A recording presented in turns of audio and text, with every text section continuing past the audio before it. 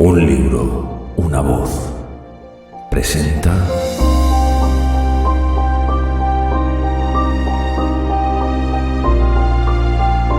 una novela escrita por Fyodor Dostoyevsky.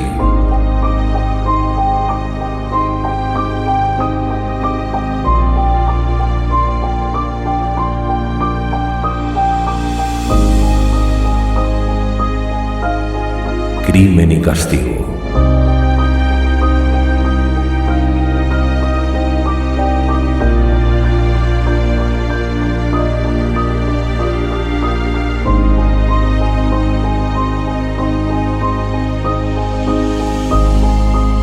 Narrado por Miguel Ibarz.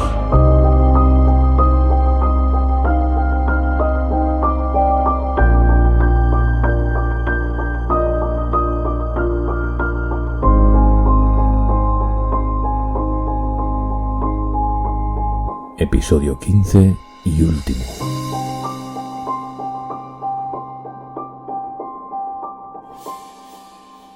Capítulo 6. Estuvo hasta las 10 de la noche recorriendo tabernas y tuburbios. Halló a Katia en uno de estos establecimientos. La muchacha cantaba sus habituales y descaradas cancioncillas.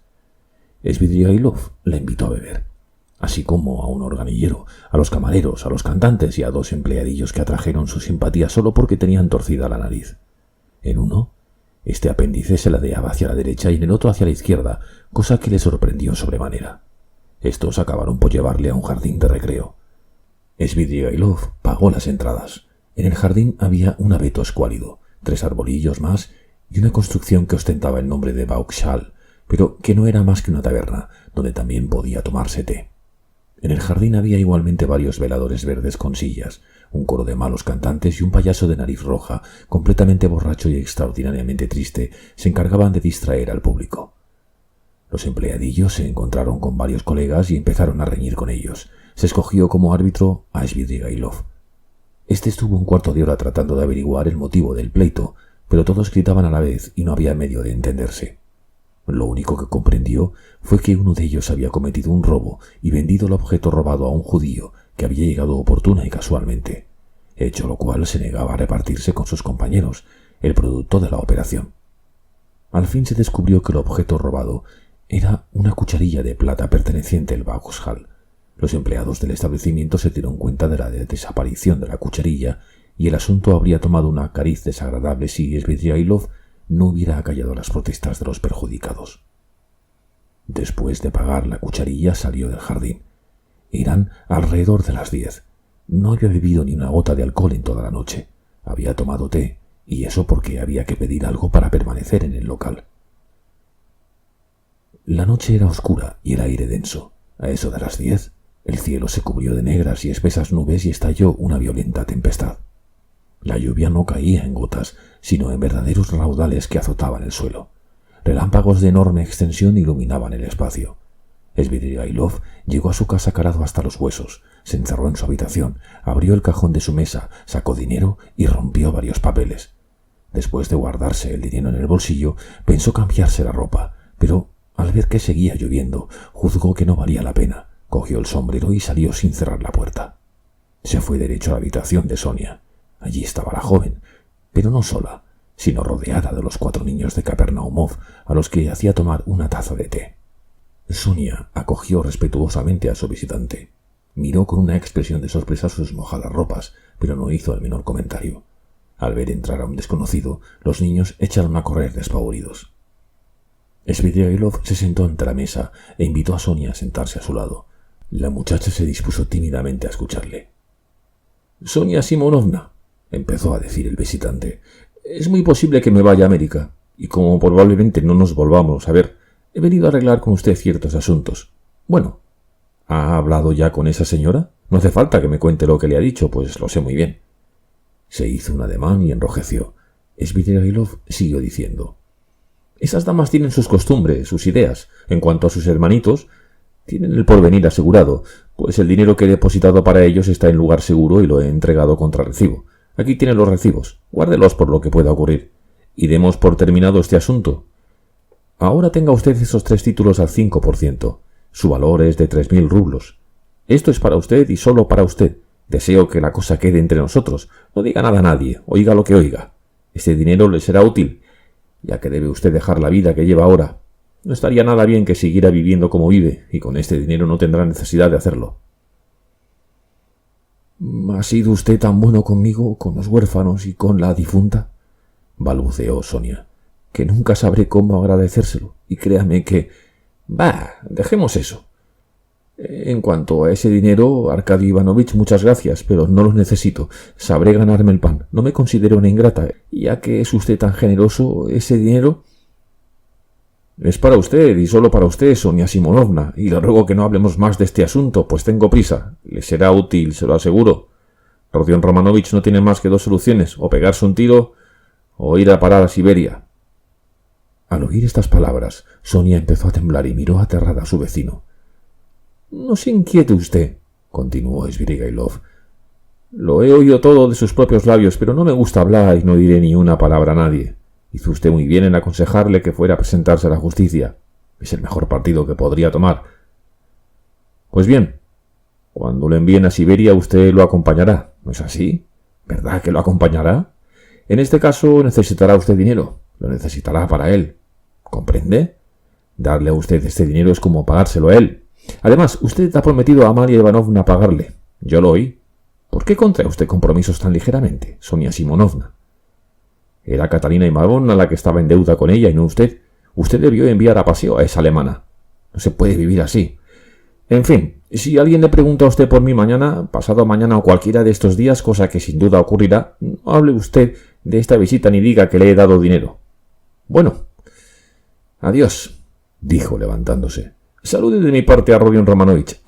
Se me olvidaba. Le aconsejo que dé usted a guardar su dinero al señor Razumikine. ¿Le conoce?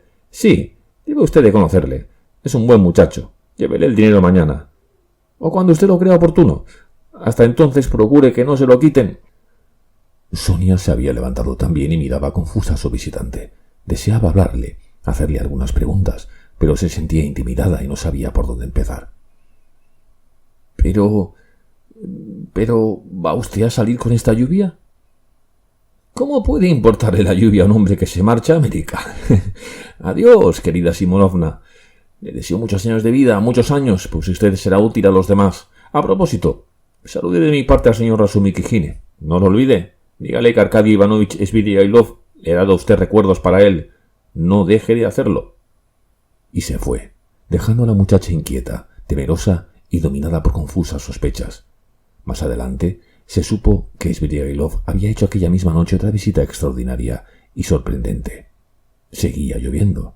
A las 11:20 se presentó, completamente empapado, en casa de los padres de su prometida, que habitaban un pequeño departamento en la tercera avenida de Vasilievsky Ostrov.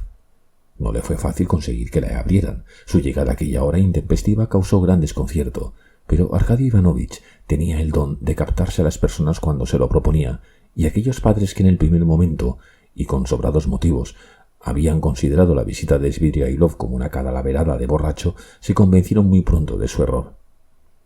La inteligente y amable madre de la novia le acercó el sillón del achacoso padre y abrió la conversación con grandes rodeos. Nunca iba derecha al asunto y empezaba por una serie de sonrisas, gestos y ademanes. Por ejemplo, cuando quiso saber la fecha en que Arkady Ivanovich se proponía celebrar la boda, comenzó interesándose vivamente por París y la vida de su alta sociedad, para ir trasladándolo poco a poco desde aquella lejana capital a Vasilievsky Ostrov.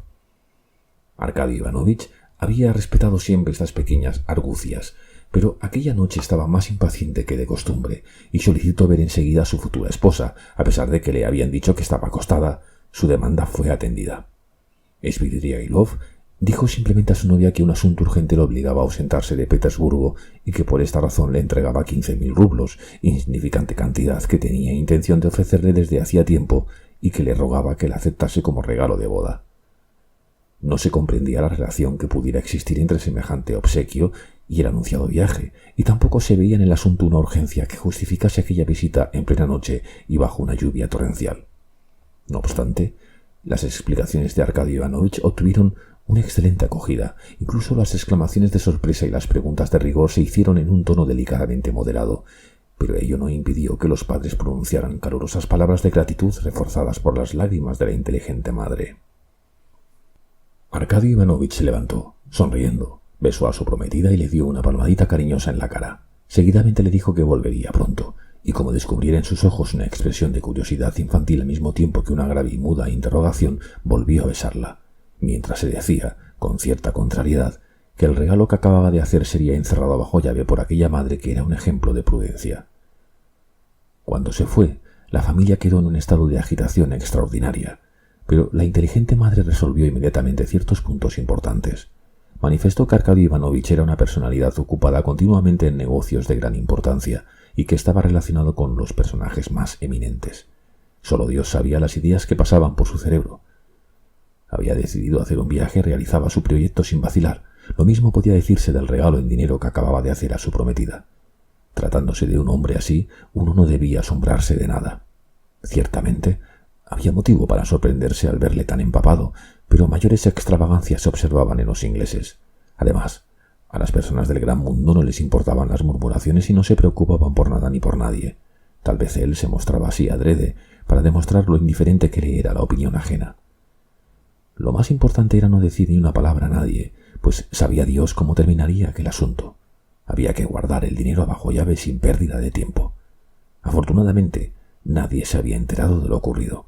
Sobre todo, habría que procurar mantener en la ignorancia a la trapacera señora Reslich. Los padres estuvieron hablando de estas cosas hasta las 2 de la madrugada. Pero a esta hora la hija yacía a tiempo que había vuelto a la cama, perpleja y un poco triste. Svidrigailov entró en la ciudad por la puerta. La lluvia había cesado, pero el viento soplaba con violencia. Se estremeció y se detuvo para contemplar con una atención extraña, vacilante, la oscura agua del pequeño Neva. Pero al cabo de un momento de permanecer inclinado sobre el barandal sintió frío y echó a andar, internándose en la avenida. Durante cerca de media hora estuvo recorriendo esta inmensa vía como si buscase algo. Hacía poco, un día que pasaba casualmente por allí, había visto a la derecha una gran construcción de madera, un hotel llamado, si mal no recordaba, Andrinópolis. Al fin lo encontró. En verdad, era imposible no verlo en aquella oscuridad. Era un largo edificio, iluminado todavía, a pesar de la hora, y en el que se percibían ciertos indicios de animación. Entró y pidió un aposento a un mozo andrajoso que encontró en el pasillo. El sirviente le dirigió la mirada y lo condujo a una pequeña y asfixiante habitación situada al final del corredor, debajo de la escalera. No había otra. El hotel estaba lleno. El mozo esperaba, mirando a Svidrigailov con expresión interrogante. ¿Tienen té?, preguntó el huésped. Sí. ¿Y qué más? Ternera, vodka, fiambres. Tráigame un trozo de carne y té. ¿Nada más?, preguntó el sirviente con cierto asombro. ¿Nada más? El mozo se fue, dando muestras de contrariedad. Este lugar no debe de ser muy decente, pensó Svidrigailov. ¿Cómo es posible que no lo haya advertido antes? También yo debo de tener el aspecto de un hombre que viene de divertirse y ha tenido una aventura por el camino. Me gustaría saber qué clase de gente se hospeda aquí. Encendió la bujía y examinó el aposento atentamente. Era una verdadera jaula en la que habían abierto una ventana. Tan bajo tenía el techo que un hombre de la talla de Svidrigailov difícilmente podía estar de pie. Además de la sucia cama, había una mesa de madera blanca pintada y una silla, lo que bastaba para llenar la habitación. Las paredes parecían construidas con simples tablas y estaban revestidas de un papel tan sucio y lleno de polvo que era imposible deducir su color. La escalera cortaba el sesgo, el techo y un trozo de pared, lo que daba a la pieza un aspecto de buhardilla. Svidrigailov depositó la bujía en la mesa, se sentó en la cama y empezó a reflexionar, pero un murmullo de voces que subían de tono hasta convertirse en gritos y que procedían de la habitación inmediata acabó por atraer su atención. Aguzó el oído.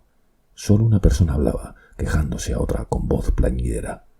Svidrigailov se levantó, puso la mano a modo de pantalla delante de la llama de la bujía y enseguida distinguió una grieta iluminada en el tabique. Se acercó y miró. La habitación era un poco mayor que la suya. En ella había 2 hombres. Uno de ellos estaba de pie, en mangas de camisa, tenía el cabello revuelto, la cara enrojecida, las piernas abiertas y una actitud de orador. Se daba fuertes golpes en el pecho y sermoneaba a su compañero con voz patética, recordándole que lo había sacado del lodo, que podía abandonarlo nuevamente y que el Altísimo veía lo que ocurría aquí abajo. El amigo al que se dirigía tenía el aspecto del hombre que quiere estornudar y no puede.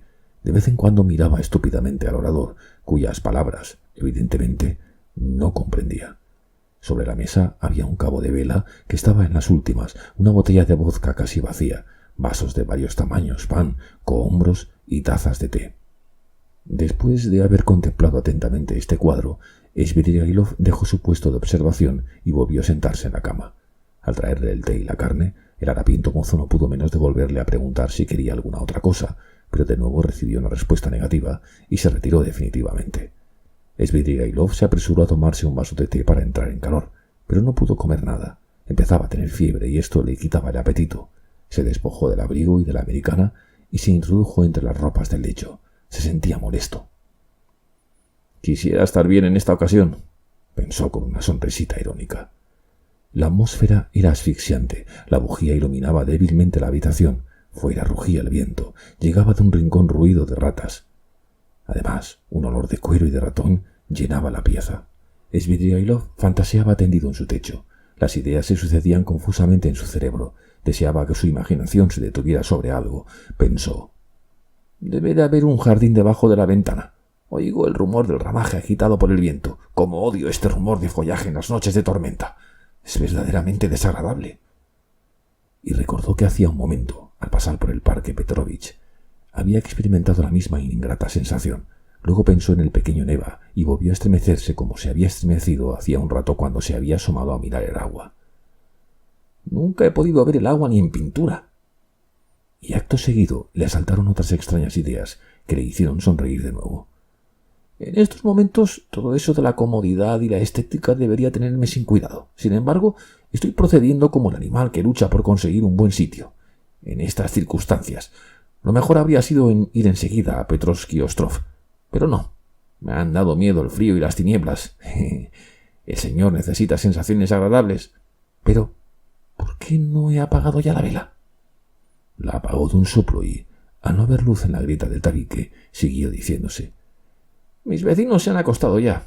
Ahora sería oportuna tu visita, Marfa Petrovna. La oscuridad es completa, el lugar adecuado, el momento propicio. Pero ya veo que no quieres venir».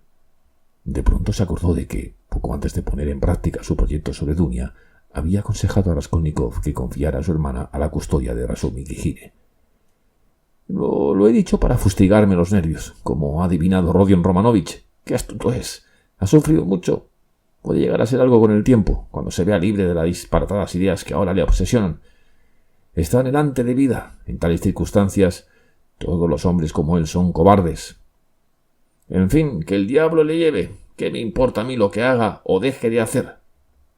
El sueño seguía huyendo de él. Poco a poco, la imagen de Dunia fue esbozándose en su imaginación, y un estremecimiento recorrió todo su cuerpo. «No, hay que terminar», se dijo, volviendo en sí. «Pensemos en otra cosa. Es verdaderamente extraño y curioso que yo no haya odiado jamás seriamente a nadie, que no haya tenido el deseo de vengarme de nadie. Esto es mala señal. ¿Cuántas promesas le he hecho? Esa mujer podría haberme gobernado a su antojo». Se detuvo y apretó los dientes. La imagen de Dunechka surgió ante él tal como la había visto en el momento de hacer el primer disparo. Después había tenido miedo, había bajado el revólver y se había quedado mirándole como petrificada por el espanto. Entonces él habría podido cogerla, y no una, sino 2 veces, sin que ella hubiera levantado el brazo para defenderse. Sin embargo, él la avisó, recordaba que se había compadecido de ella. Sí, en aquel momento su corazón se había conmovido. «¡Diablo!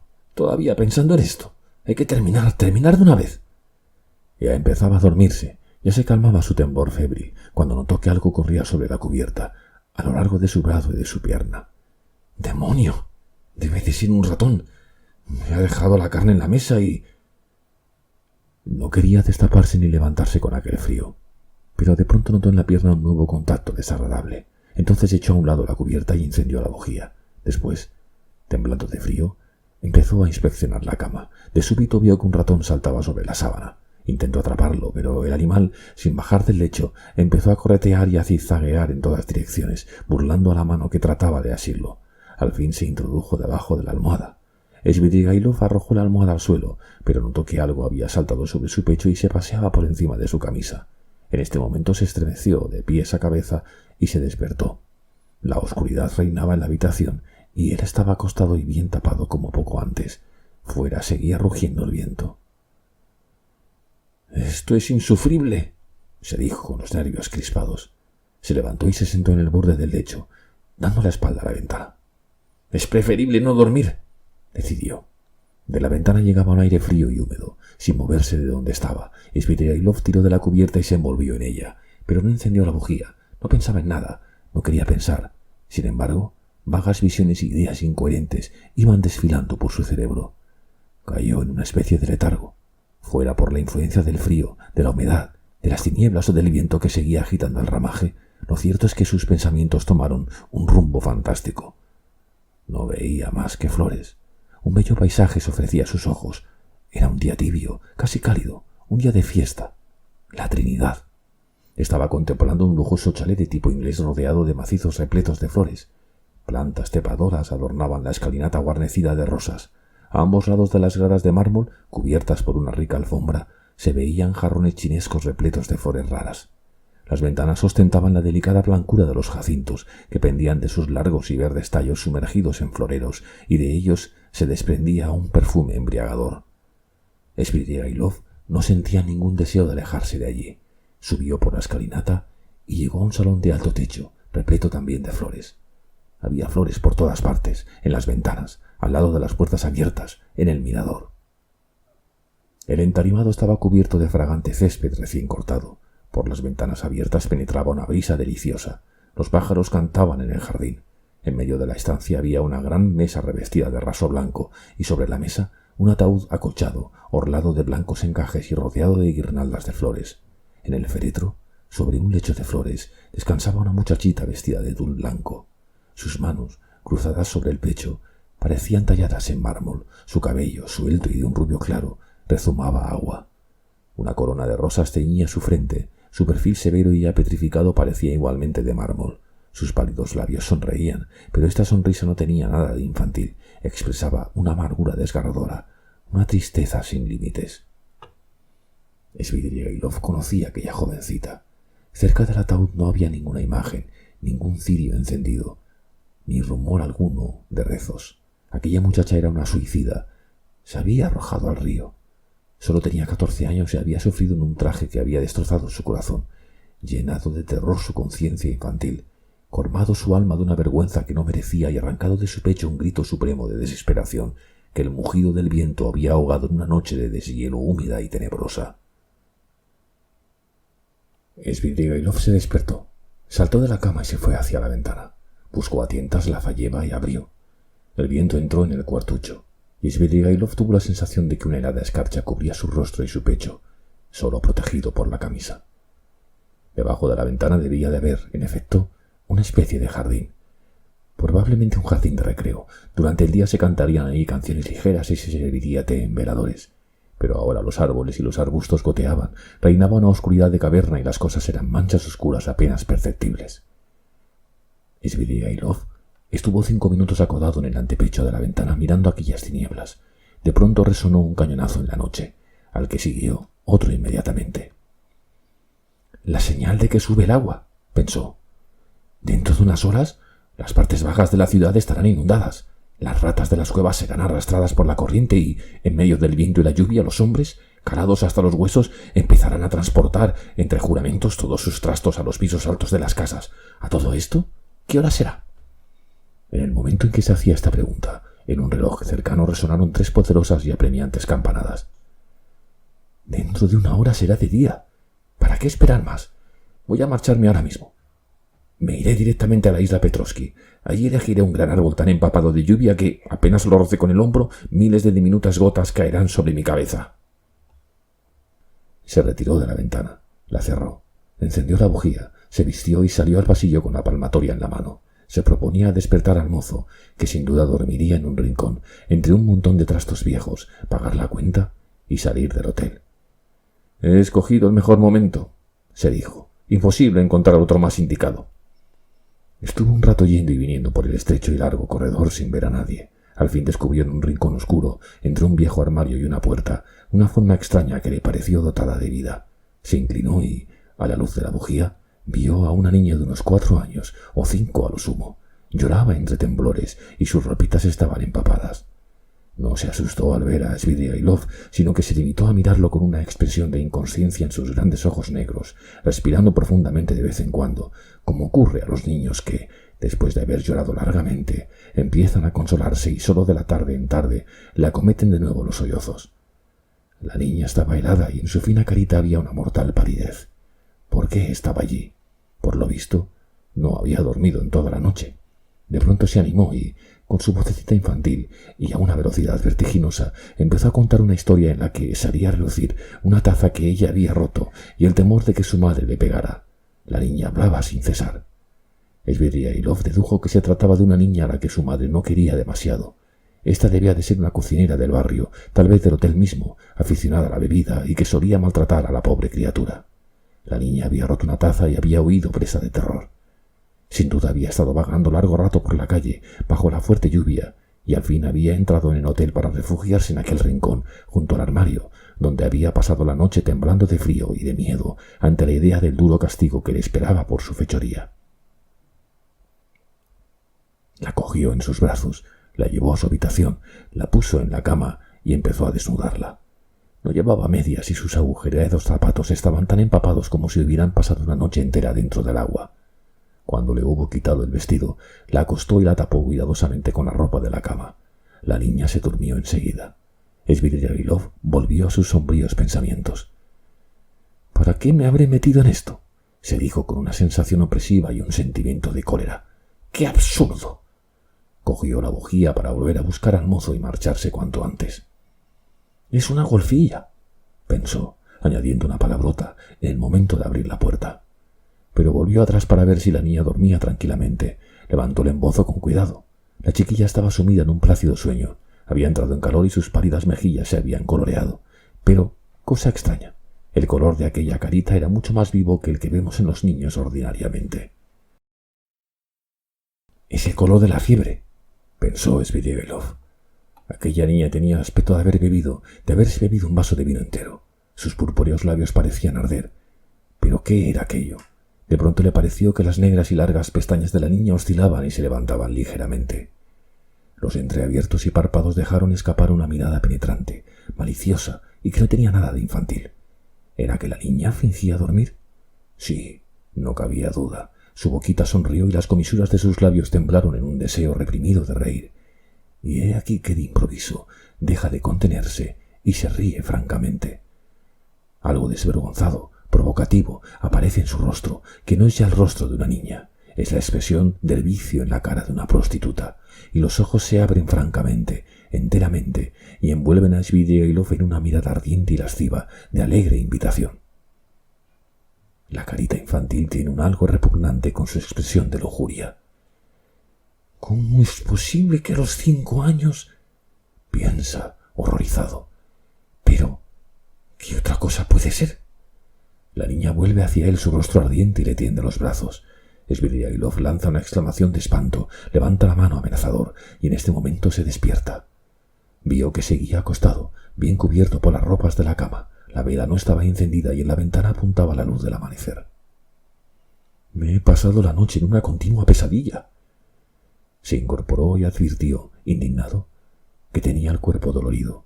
En el exterior reinaba una espesa niebla que impedía ver nada. Eran cerca de las 5. Había dormido demasiado. Se levantó, se puso la americana y el abrigo, húmedos todavía. Palpó el revólver guardado en el bolsillo, lo sacó y se aseguró de que la bala estaba bien colocada.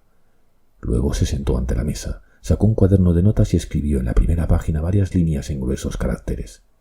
Después de leerlas, se acodó en la mesa y quedó pensativo. El revólver y el cuaderno de notas estaban sobre la mesa, cerca de él. Las moscas habían invadido el trozo de carne que había quedado intacto. Las estuvo mirando un buen rato y luego empezó a cazarlas con la mano derecha.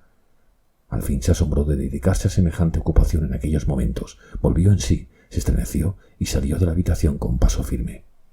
Un minuto después estaba en la calle. Una niebla opaca y densa flotaba sobre la ciudad. Svidrigailov se dirigió al pequeño Neva por el sucio y resbaladizo pavimento de madera Mientras avanzaba veía con la imaginación la crecida nocturna del río, la isla Petrovsky, con sus senderos empapados, su hierba húmeda, sus sotos, sus macizos cargados de agua y, en fin, aquel árbol. Entonces, indignado consigo mismo, empezó a observar los edificios junto a los cuales pasaba para desviar el curso de sus ideas. La avenida estaba desierta, ni un peatón, ni un coche. Las casas bajas, de un amarillo intenso, con sus ventanas y sus postigos cerrados, tenían un aspecto sucio y triste. El frío y la humedad penetraban en el cuerpo de Svidrigailov y lo estremecían. De vez en cuando veía un rótulo y lo leía detenidamente. Al fin terminó el pavimento de madera y se encontró en las cercanías de un gran edificio de piedra. Entonces vio un perro horrible que cruzaba la calzada con el rabo entre piernas. En medio de la acera, tendido de bruces, había un borracho. Lo miró un momento y continuó su camino. A su izquierda se alzaba una torre. «He aquí un buen sitio. ¿Para qué tengo que ir a la isla Petrovsky? Aquí, por lo menos, tendré un testigo oficial». Sonrió ante esta idea y se internó en la calle donde se alzaba el gran edificio coronado por la torre. Apoyado en uno de los batientes de la maciza puerta principal, que estaba cerrada, había un hombrecillo envuelto en un capote gris de soldado y con un casco en la cabeza. Su rostro expresaba esa arisca tristeza que es un rasgo secular en la raza judía. Los dos se examinaron un momento en silencio. Al soldado acabó por parecerle extraño que aquel desconocido, que no estaba borracho, se hubiera detenido a 3 pasos de él y le mirara sin decir nada. «¿Qué quiere usted?», preguntó ceceando y sin hacer el menor movimiento. «Nada, amigo mío», respondió Svidrigailov. «Buenos días». «Siga su camino». «¿Mi camino? Me voy al extranjero». «¿Al extranjero? ¿A América? ¿A América?» Svidrigailov sacó el revólver del bolsillo y lo preparó para disparar. El soldado arqueó las cejas. «Oiga, aquí no quiero bromas», ceceó. «¿Por qué?» «Porque no es lugar a propósito». «El sitio es excelente, amigo mío. Si alguien te pregunta, tú le dices que me he marchado a América». Y apoyó el cañón del revólver en su sien derecha. ¡Eh! Exclamó el soldado, abriendo aún más los ojos y mirándole con una expresión de terror. «Ya le he dicho que este no es sitio para bromas». Svidrigailov oprimió el gatillo.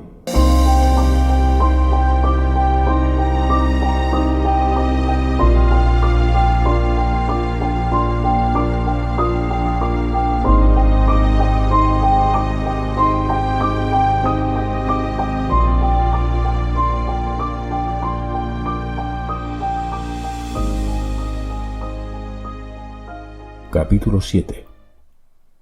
Aquel mismo día, entre 6 y 7 de la tarde, Raskolnikov se dirigía a la vivienda de su madre y de su hermana.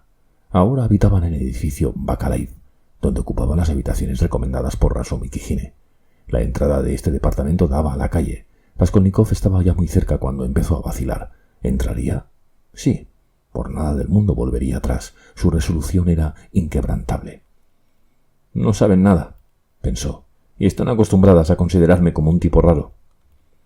Tenía un aspecto lamentable. Sus ropas estaban empapadas, sucias de barro, llenas de desgarrones. Tenía el rostro desfigurado por la lucha que se estaba librando en su interior desde hacía 24 horas. Había pasado la noche a solas consigo mismo, Dios sabía dónde. Pero había tomado una decisión y la cumpliría. Llamó a la puerta. Le abrió su madre, pues Dunechka había salido. Tampoco estaba en casa la sirvienta. En el primer momento, Pulcheria Alejandrovna enmudeció de alegría. Después le cogió de la mano y le hizo entrar. «¡Al fin!», exclamó con voz alterada por la emoción. «Perdóname, Rodia, que te reciba derramando lágrimas como una tonta. No creas que lloro. Estas lágrimas son de alegría. Te aseguro que no estoy triste, sino muy contenta, y cuando lo estoy no puedo evitar que los ojos se me llenen de lágrimas. Desde la muerte de tu padre las derramo por cualquier cosa. Siéntate, hijo. ¿Estás fatigado? ¡Oh! ¿Cómo vas?» «Es que ayer me mojé», dijo Raskolnikov. «Bueno, nada de explicaciones», replicó al punto Pulcheria Alejandrovna. «No te inquietes, que no te voy a abrumar con 1000 preguntas de mujer curiosa. Ahora ya lo comprendo todo, pues estoy iniciada en las costumbres de Petersburgo y ya veo que la gente de aquí es más inteligente que la de nuestro pueblo. Me he convencido de que soy incapaz de seguirte en tus ideas y de que no tengo ningún derecho a pedirte cuentas. Sabe Dios los proyectos que tienes y los pensamientos que ocupan tu imaginación. Por lo tanto, no quiero molestarte con mis preguntas. ¿Qué te parece? ¡Ah! ¡Qué ridícula soy! No hago más que hablar y hablar como una imbécil. Oye, Rodia, voy a leer por tercera vez aquel artículo que publicaste en una revista. Nos lo trajo Dmitri Prokofich. Ha sido para mí una revelación. Ahí tienes, estúpida, lo que piensa y eso lo explica todo, me dije. Todos los sabios son así. Tiene ideas nuevas y esas ideas le absorben mientras tú solo piensas en distraerlo y atormentarlo.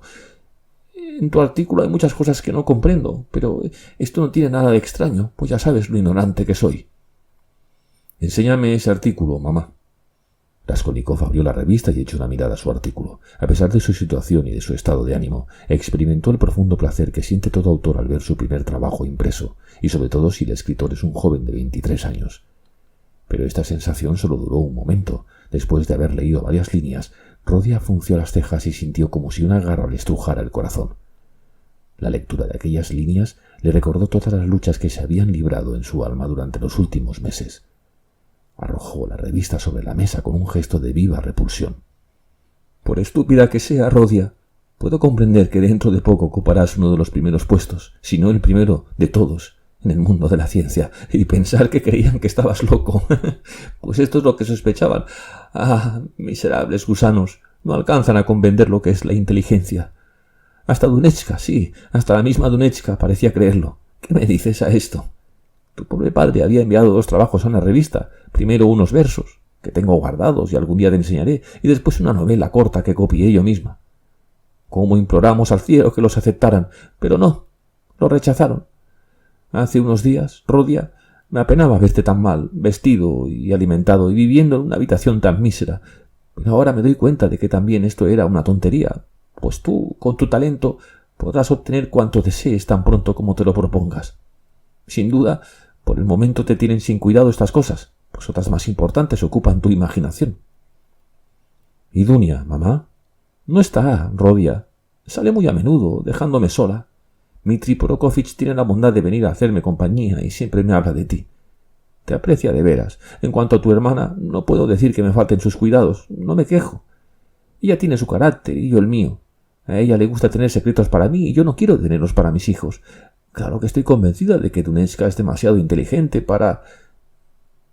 Por lo demás, nos quiere. Pero no sé cómo terminará todo esto. Ya ves que está ausente durante esta visita tuya que me ha hecho tan feliz. Cuando vuelva le diré, tu hermano ha venido cuando tú no estabas en casa. ¿Dónde has estado? Tú, Rodia, no te preocupes demasiado por mí.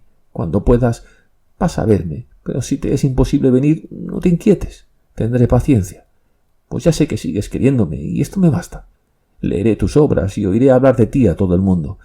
De vez en cuando vendrás a verme. ¿Qué más puedo desear? Hoy, por ejemplo, has venido a consolar a tu madre.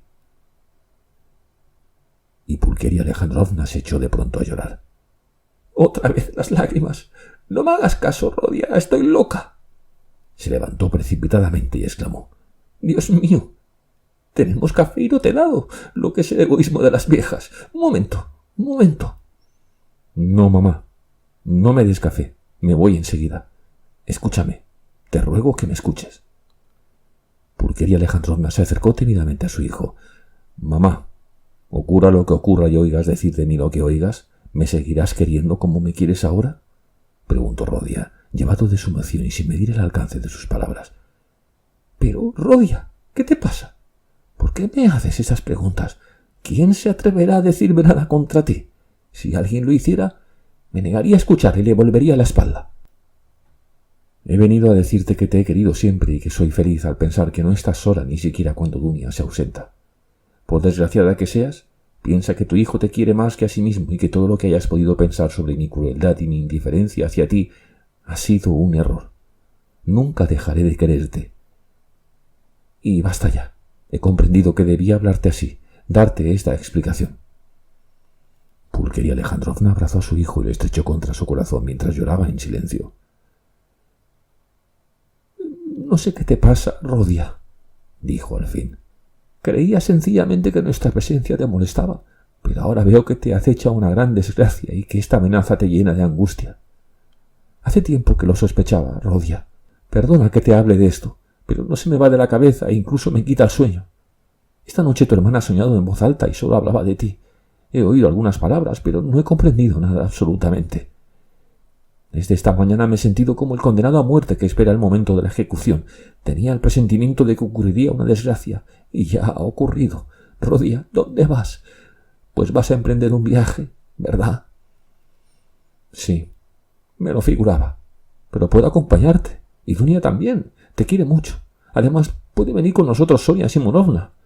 De buen grado la aceptaría como hija. Dmitri Prokofich nos ayudará a hacer los preparativos. Pero dime, ¿a dónde vas? Adiós. ¿Pero te vas hoy mismo? Exclamó como si fuera a perder a su hijo para siempre. No puedo estar más tiempo aquí. He de partir enseguida. ¿No puedo acompañarte? No. Arrodíllate y ruega a Dios por mí. Tal vez te escuche. Déjame tener mi bendición. Así. Señor. Señor. Rodia se felicitaba de que nadie, ni siquiera su hermana, estuviera presente en aquella entrevista. De súbito, tras aquel horrible periodo de su vida, su corazón se había ablandado. Raskolnikov cayó a los pies de su madre y empezó a besarlos. Después los dos se abrazaron y lloraron. La madre ya no daba muestras de sorpresa ni hacía pregunta alguna. Hacía tiempo que sospechaba que su hijo atravesaba una crisis terrible y comprendía que había llegado el momento decisivo. «Rodia, hijo mío, mi primer hijo», decía entre sollozos. «Ahora te veo como cuando eras niño y venías a besarme y a ofrecerme tus caricias. Entonces, cuando aún vivía tu padre, tu presencia bastaba para consolarnos de nuestras penas. Después, cuando el pobre ya había muerto, ¿cuántas veces lloramos juntos ante su tumba, abrazados como ahora? Si hace tiempo que no ceso de llorar es porque mi corazón de madre se sentía torturado por terribles presentimientos. En nuestra primera entrevista, la misma tarde de nuestra llegada a Petersburgo, tu cara me anunció algo tan doloroso que mi corazón se paralizó y hoy, cuando te he abierto la puerta y te he visto, he comprendido que el momento fatal había llegado. Rodia, ¿verdad que no partes enseguida? No. ¿Volverás? Sí. No te enfades, Rodia. No quiero interrogarte. No me atrevo a hacerlo, pero quisiera que me dijeses una cosa. ¿Vas muy lejos? Sí, muy lejos. ¿Tendrás allí un empleo o una posición? Tendré lo que Dios quiera. Ruega por mí. Raskolnikov se dirigió a la puerta, pero ella lo cogió del brazo y lo miró desesperadamente a los ojos. Sus facciones reflejaban un espantoso sufrimiento. «Basta, mamá». En aquel momento se arrepentía profundamente de haber ido a verla. «No te vas para siempre, ¿verdad? Vendrás mañana. ¿No es cierto?» «Sí, sí. Adiós». Y huyó. La tarde era tibia, luminosa. Pasada la mañana, el tiempo se había ido despejando.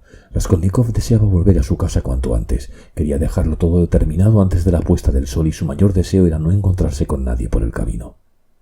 Al subir la escalera advirtió que Nastasia, ocupada en preparar el té en la cocina, suspendía su trabajo para seguirle con la mirada. «¿Habrá alguien en mi habitación?», se preguntó Raskolnikov y pensó en el odioso Porfirio. Pero cuando abrió la puerta de su aposento vio a Dunetchka sentada en el diván. Estaba pensativa y debía de esperarle desde hacía largo rato. Rodia se detuvo en el umbral. Ella se estremeció y se puso en pie.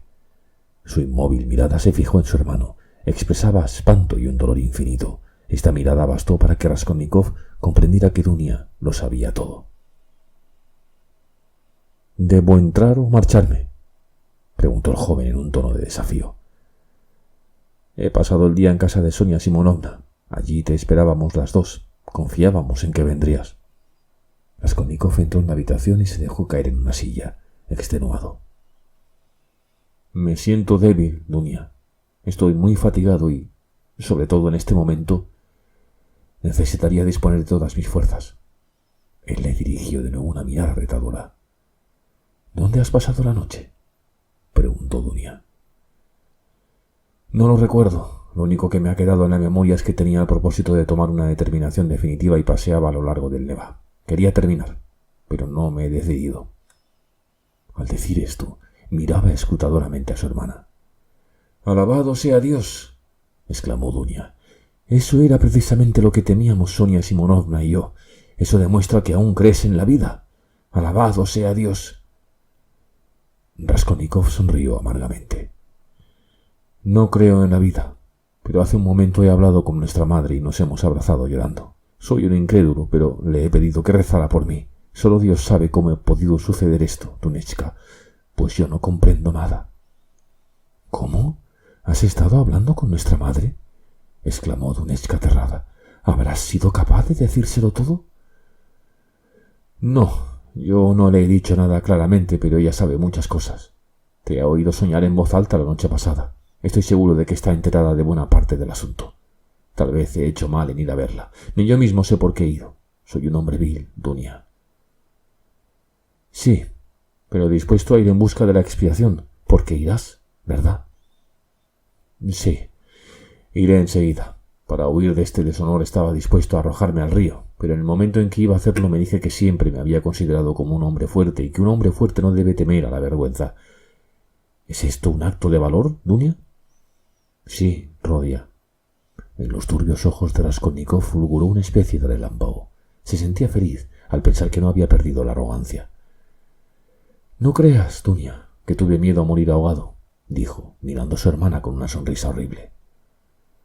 Basta, Rodia, exclamó la joven con un gesto de dolor. Hubo un largo silencio. Raskolnikov tenía la mirada fija en el suelo. Dunechka, en pie al otro lado de la mesa, le miraba con una expresión de amargura indecible. De pronto, Rodia se levantó. Es ya tarde. Tengo que ir a entregarme, aunque no sé por qué lo hago. Gruesas lágrimas rodaban por las mejillas de Dunia. Estás llorando, hermana mía, pero me pregunto si querrás darme la mano. ¿Lo dudas? Lo estrechó fuertemente contra su pecho. Al ir a ofrecerte la expiación, ¿acaso no borrarás la mitad de tu crimen? Exclamó, cerrando más todavía el cerco de sus brazos y besando a Rodia. ¿Mi crimen? ¿Qué crimen? Exclamó el joven en un repentino acceso de furor. El de haber matado a un gusano venenoso, a una vieja usurera que hacía daño a todo el mundo, a un vampiro que chupaba la sangre a los necesitados. Un crimen así basta para borrar 40 pecados. No creo haber cometido ningún crimen y no trato de expiarlo. ¿Por qué me han de gritar por todas partes? ¿Has cometido un crimen? Ahora que me he decidido a afrontar este vano deshonor me doy cuenta de lo absurdo de mi proceder. Solo por cobardía y por debilidad voy a dar este paso. O tal vez por el interés de que me habló Porfirio. —¿Pero qué dices, Rodia? —exclamó Dunia consternada. —Has derramado sangre. —Sangre, sangre —exclamó el joven con creciente vehemencia—. Todo el mundo la ha derramado. La sangre ha corrido siempre en oleadas sobre la tierra. Los hombres que la vierten como el agua obtienen un puesto en el Capitolio y el título de bienhechores de la humanidad. Analiza un poco las cosas antes de juzgarlas. Yo deseaba el bien de la humanidad, y centenares de miles de buenas acciones habrían compensado ampliamente esta única necedad. Mejor dicho, esa torpeza, pues la idea no era tan necia como ahora parece. Cuando fracasan, incluso los mejores proyectos parecen estúpidos. Yo pretendía solamente obtener la independencia, asegurar mis primeros pasos en la vida. Después lo habría preparado todo con buenas acciones de gran alcance, pero fracasé desde el primer momento, y por eso me consideran un miserable. Si hubiese triunfado, me habrían tejido coronas. En cambio, ahora creen que solo sirvo para que me echen a los perros. —¿Pero qué dices, Rodia? Me someto a la ética, pero no comprendo en modo alguno por qué es más glorioso bombardear una ciudad sitiada que asesinar a alguien a hachazos. El respeto a la ética es el primer signo de impotencia. Jamás he estado tan convencido de ello como ahora. No puedo comprender, y cada vez lo comprendo menos. ¿Cuál es mi crimen? Su rostro, ajado y pálido, había tomado color, pero al pronunciar estas últimas palabras, su mirada se cruzó casualmente con la de su hermana y leyó en ella un sufrimiento tan espantoso que su exaltación se desvaneció en un instante. No pudo menos de decirse que había hecho desgraciadas a aquellas dos pobres mujeres, pues no cabía duda de que él era el causante de sus sufrimientos. Querida Dunia, si soy culpable, perdóname, aunque esto es imposible si soy verdaderamente un criminal. Adiós, no discutamos más. Tengo que marcharme enseguida. Te ruego que no me sigas. Tengo que pasar todavía por casa de... Ve a hacer compañía a nuestra madre, te lo suplico. Es el último ruego que te hago. No la dejes sola. La he dejado hundida en una angustia a la que difícilmente se podrá sobreponer. Se morirá o perderá la razón. No te muevas de su lado. La Sumikijine no os abandonará. He hablado con él. No te aflijas. Me esforzaré por ser valeroso y honrado durante toda mi vida, aunque sea un asesino. Es posible que oigas hablar de mí todavía. Ya verás cómo no tendréis que avergonzaros de mí. Todavía intentaré algo. Y ahora, adiós. Se había despedido apresuradamente, al advertir una extraña expresión en los ojos de Dunia mientras le hacía sus últimas promesas. ¿Por qué lloras? No llores, Dunia, no llores. Algún día nos volveremos a ver. Ah, espera, se me olvidaba. Se acercó a la mesa, cogió un grueso y empolvado libro, lo abrió y sacó un pequeño retrato pintado a la acuarela sobre una lámina de marfil. Era la imagen de la hija de su patrona, su antigua prometida, aquella extraña joven que soñaba con entrar en un convento y que había muerto consumida por la fiebre. Observó un momento aquella carita doliente, la besó y entregó el retrato a Dunia. Le hablé muchas veces de eso. Solo a ella le hablé, dijo recordando. Le confié gran parte de mi proyecto, del plan que tuvo un resultado tan lamentable. Pero tranquilízate, Dunia. Ella se rebeló contra este acto como te has rebelado tú. Ahora celebro que haya muerto. Después volvió a sus inquietudes. Lo más importante es saber si he pensado bien en el paso que voy a dar y que motivará un cambio completo de mi vida. ¿Estoy preparado para sufrir las consecuencias de la resolución que voy a llevar a cabo? Me dicen que es necesario que pase por ese trance, pero ¿es realmente preciso? ¿De qué me servirán esos absurdos sufrimientos? ¿Qué vigor habré adquirido y qué necesidad tendré de vivir cuando haya salido del presidio destrozado por 20 años de penalidades? ¿Y por qué he de entregarme ahora voluntariamente a semejante vida? Bien me he dado cuenta esta mañana de que era un cobarde cuando vacilaba en arrojarme al Neva. Al fin se marcharon. Durante esta escena, solo el cariño que sentía por su hermano había podido sostener a Dunia. Se separaron, pero Dunechka, después de haber recorrido no más de 50 pasos, se volvió para mirar a su hermano por última vez, y él, cuando llegó a la esquina, se volvió también. Sus miradas se cruzaron, y Raskolnikov, al ver los ojos de su hermana fijos en él, hizo un ademán de impaciencia, incluso de cólera, invitándola a continuar su camino. «Soy duro, soy malo, no me cabe duda», se dijo avergonzado de su brusco ademán, «pero ¿por qué me quieren tanto si no lo merezco? Ah, si yo hubiera estado solo, sin ningún afecto y sin sentido por nadie, entonces todo habría sido distinto. Me gustaría saber si en 15 o 20 años me convertiré en un hombre tan humilde y resignado que venga a lloriquear ante toda esa gente que me llama canalla. Sí, así me consideran, por eso quieren enviarme a presidio. No desean otra cosa. Miradlos llenando las calles en interminables oleadas. Todos, desde el primero hasta el último, son unos miserables, unos canallas de nacimiento y, sobre todo, unos idiotas. Si alguien intentara librarme del presidio, sentirían una indignación rayana en la ferocidad. ¡Cómo los odio! Cayó en un profundo ensimismamiento. Se preguntó si llegaría realmente un día en que se sometería ante todos y aceptaría su propia suerte sin razonar, con una resignación y una humildad sinceras. «¿Por qué no?», se dijo. «Un yugo de 20 años ha de terminar por destrozar a un hombre, la gota de agua orada a la piedra. ¿Y para qué vivir? ¿Para qué quiero yo la vida sabiendo que las cosas han de ocurrir de este modo? ¿Por qué voy a entregarme cuando estoy convencido de que todo ha de pasar así y no puedo esperar otra cosa?» Más de 100 veces se había hecho esta pregunta desde el día anterior. Sin embargo, continuaba su camino. Capítulo 8.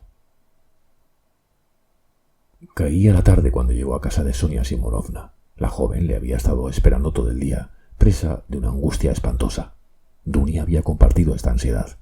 Al recordar que el día anterior Svidrigailov le había dicho que Sonia Simonovna lo sabía todo, Dunechka había ido a verla aquella misma mañana.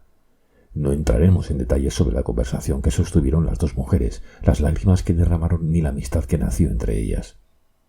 En esta entrevista, Dunia obtuvo el convencimiento de que su hermano no estaría nunca solo. Sonia había sido la primera en recibir su confesión. Rodia se había dirigido a ella cuando sintió la necesidad de confiar su secreto a un ser humano. A cualquier parte que el destino le llevara, ella le seguiría. Avdotia Romanovna no había interrogado sobre este punto a Sonechka, pero estaba seguro de que procedería así. Miraba a la muchacha con una especie de veneración que la confundía. La pobre Sonia, que se consideraba indigna de mirar a Dunia, se sentía tan avergonzada que poco faltaba para que se echase a llorar. Desde el día en que se vieron en casa de Raskolnikov, la imagen de la encantadora muchacha que tan humildemente la había saludado había quedado grabada en el alma de Dunia como una de las más bellas y puras que había visto en su vida.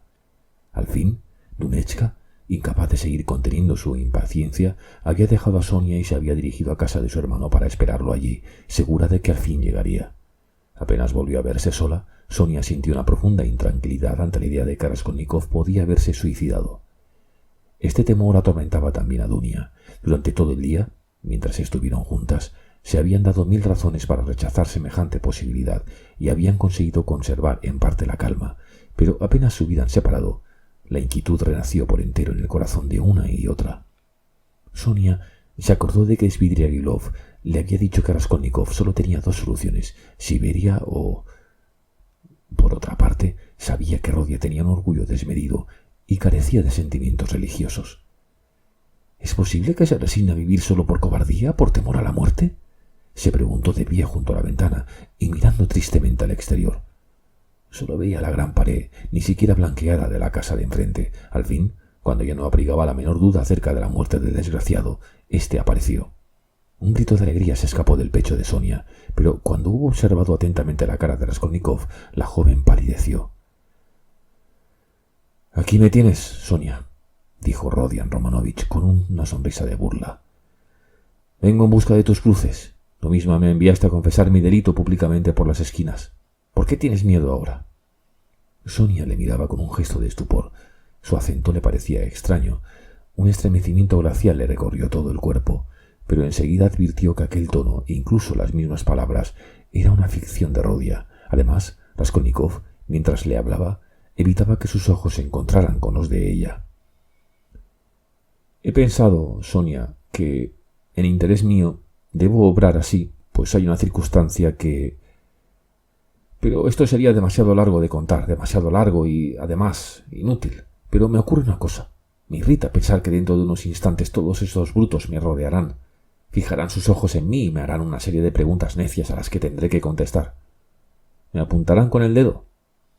No iré a ver a Porfirio. Lo tengo atragantado. Prefiero presentarme a mi amigo el teniente Pólvora. Se quedará boquiabierto. Será un golpe teatral. Pero necesitaré serenarme. Estoy demasiado nervioso en estos últimos tiempos. Aunque te parezca mentira, acabo de levantar el puño a mi hermana porque se ha vuelto para verme por última vez. Es una vergüenza sentirse tan vil. He caído muy bajo. Bueno, ¿dónde están esas cruces? Raskolnikov estaba fuera de sí. No podía permanecer quieto un momento ni fijar su pensamiento en ninguna idea. Su mente pasaba de una cosa a otra en repentinos saltos. Empezaba a desvariar y sus manos temblaban ligeramente. Sonia, sin desplegar los labios, sacó de un cajón 2 cruces, una de madera de ciprés y la otra de cobre. Luego se santiguó, bendijo a Rodia y le colgó del cuello la cruz de madera. En resumidas cuentas, esto significa que acabo de cargar con una cruz. Como si fuera poco lo que he sufrido hasta hoy. Una cruz de madera, es decir, la cruz de los pobres, la de cobre que perteneció a Lisbeth, te la quedas para ti. Déjame verla. Lisbeth debía de llevarla en aquel momento, ¿verdad que la llevaba? Recuerdo otros 2 objetos, una cruz de plata y una pequeña imagen. Las arrojé sobre el pecho de la vieja. Eso es lo que debía llevar ahora en mi cuello.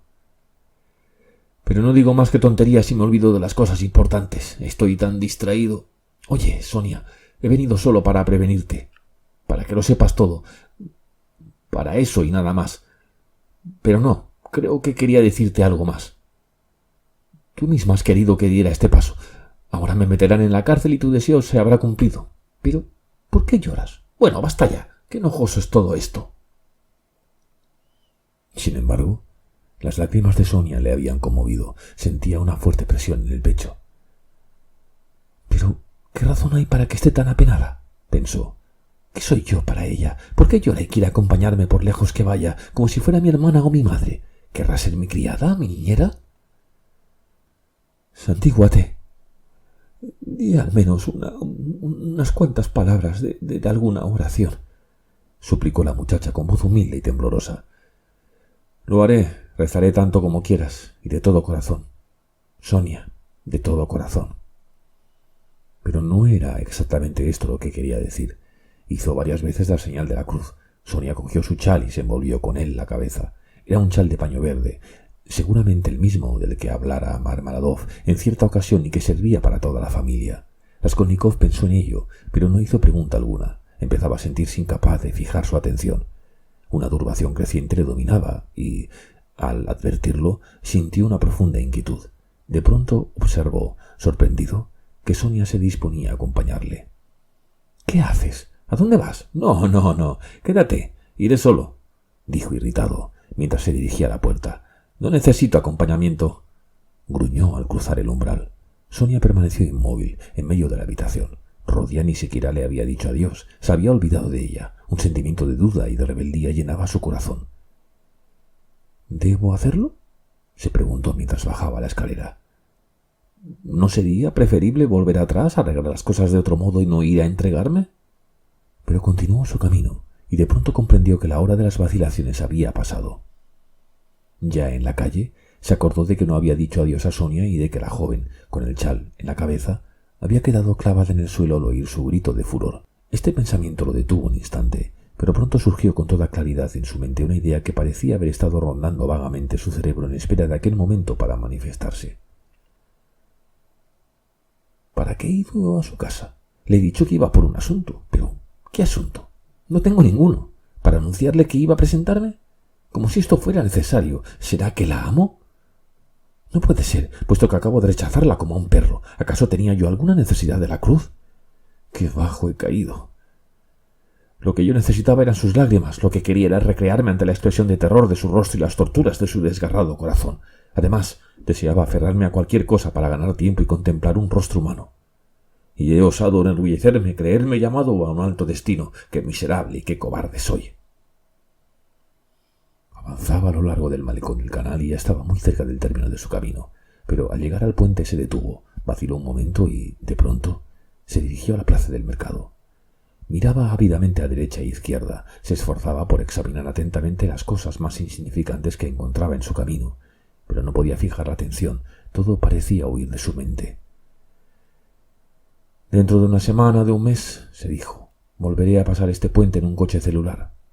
¿Cómo miraré entonces el canal? ¿Volveré a fijarme en el rótulo que ahora estoy leyendo? En él veo la palabra compañía. ¿Leeré las letras una a una como ahora? ¿Esa A que ahora estoy viendo me parecerá la misma dentro de un mes? ¿Qué sentiré cuando la mire? ¿Qué pensaré entonces? Dios mío, qué mezquinas son estas preocupaciones. Verdaderamente todo esto debe ser curioso, dentro de su género. ¿Qué cosas se me ocurren? Estoy haciendo el niño y me gusta mostrarme así a mí mismo. ¿Por qué he de avergonzarme de mis pensamientos? ¡Qué barabunda! Ese gordinflón, que sin duda es alemán, acaba de empujarme. Pero qué lejos está de saber a quién ha empujado. Esa mujer que tiene un niño en brazos y pide limosna me cree. No cabe duda más feliz que ella. Sería chocante que pudiera socorrerla. Pero si llevo 5 cópeques en el bolsillo, ¿cómo diablo habrán venido a parar aquí? Toma, hermana. «Que Dios se lo pague», dijo con voz lastimera la mendiga. Llegó a la plaza del mercado. Estaba llena de gente. Le molestaba codearse con aquella multitud. Sí, le molestaba profundamente, pero no por eso dejaba de dirigirse a los lugares donde la muchedumbre era más compacta. Habría dado cualquier cosa por estar solo, pero, al mismo tiempo, se daba cuenta de que no podría soportar la soledad un solo instante. En medio de la multitud, un borracho se entregaba a las mayores extravagancias. Intentaba bailar, pero lo único que conseguía era caer. Los curiosos le habían rodeado. Raskolnikov se abrió paso entre ellos y llegó a primera fila. Estuvo contemplando un momento al borracho y, de pronto, se echó a reír convulsivamente. Poco después se olvidó de todo. Estuvo aún un momento mirando al hombre bebido y luego se alejó del grupo sin darse cuenta del lugar donde se hallaba. Pero, al llegar al centro de la plaza, le asaltó una sensación que se apoderó de todo su ser. Acababa de acordarse de estas palabras de Sonia. «Ve a la primera esquina, saluda a la gente, besa la tierra que has mancillado con tu crimen y di en voz alta para que todo el mundo te oiga: ¡soy un asesino!». Ante este recuerdo empezó a temblar de pies a cabeza. Estaba tan aniquilado por las inquietudes de los días últimos y, sobre todo, de las últimas horas, que se abandonó ávidamente a la esperanza de una sensación nueva, fuerte y profunda. La sensación se apoderó de él con tal fuerza que sacudió su cuerpo, iluminó su corazón como una centella y al punto se convirtió en fuego devorador. Una inmensa ternura se adueñó de él. Las lágrimas brotaron de sus ojos. Sin vacilar, se dejó caer de rodillas en el suelo, se inclinó y besó la tierra, el barro, con verdadero placer. Después se levantó y volvió a arrodillarse. —¡Este ha bebido lo suyo! —dijo un joven que pasaba cerca. El comentario fue acogido con grandes carcajadas. —Es un peregrino que parte para Tierra Santa, hermanos —dijo otro, que había bebido más de la cuenta—, y que se despide de sus amados hijos y de su patria. Saluda a todos y besa al suelo patrio en su capital, San Petersburgo. —Es todavía joven —observó un tercero. —Es un noble —dijo una voz grave. —Hoy en día es imposible distinguir a los nobles de los que no lo son. Estos comentarios detuvieron en los labios de Raskolnikov las palabras «soy un asesino», que se disponía a pronunciar. Sin embargo, soportó con gran calma las burlas de la multitud, se levantó y, sin volverse, echó a andar hacia la comisaría. Pronto apareció alguien en su camino. No se asombró, porque lo esperaba. En el momento en que se había arrodillado por segunda vez en la plaza del mercado, había visto a Sonia a su izquierda, a unos 50 pasos. Trataba de pasar inadvertido para él, ocultándose tras una de las barracas de madera que había en la plaza. Comprendió que quería acompañarle mientras subía su calvario. En este momento se hizo la luz en la mente de Raskolnikov. Comprendió que Sonia le pertenecía para siempre y que le seguiría a todas partes, aunque su destino le condujera al fin del mundo. Este convencimiento le trastornó, pero enseguida advirtió que había llegado al término fatal de su camino. Entró en el patio con paso firme. Las oficinas de la comisaría estaban en el tercer piso. «El tiempo que tarde en subir me pertenece», se dijo. El minuto fatídico le parecía lejano. Aún tendría tiempo de pensarlo bien. Encontró la escalera como la vez anterior, cubierta de basuras y llena de los olores infectos que salían de las cocinas cuyas puertas se abrían sobre los rellanos. Raskolnikov no había vuelto a la comisaría desde su primera visita. Sus piernas se negaban a obedecerle y le impedían avanzar. Se detuvo un momento para tomar aliento, recobrarse y entrar como un hombre. «Pero, ¿por qué he de preocuparme del modo de entrar?», se preguntó de pronto. «De todas formas, he de apurar la copa. ¿Qué importa, pues, el modo de bebérmela? Cuanto más amarga el contenido, más mérito tendrá mi sacrificio». Pensó de pronto en Ilya Petrovich, el teniente Pólvora. «Pero, ¿es que solo con él puedo hablar? ¿Acaso no podría dirigirme a otro, a Nikodim Fomich, por ejemplo? ¿Y si volviera atrás y fuese a visitar al comisario de policía en su domicilio? Entonces la escena se desarrollaría de un modo menos oficial y menos... No, me enfrentaré con el teniente Pólvora. Puesto que hay que beberse la copa, me la beberé de una vez». Y presa de un frío de muerte, con movimientos casi inconscientes, Raskolnikov abrió la puerta de la comisaría. Esta vez solo vio en la antecámara una ordenanza y un hombre del pueblo. Ni siquiera apareció el gendarme de guardia. Raskolnikov pasó a la pieza inmediata. «A lo mejor no puedo decir nada todavía», pensó. Un empleado que vestía de paisano y no el uniforme reglamentario escribía inclinado sobre su mesa. Zamiotov no estaba. El comisario tampoco.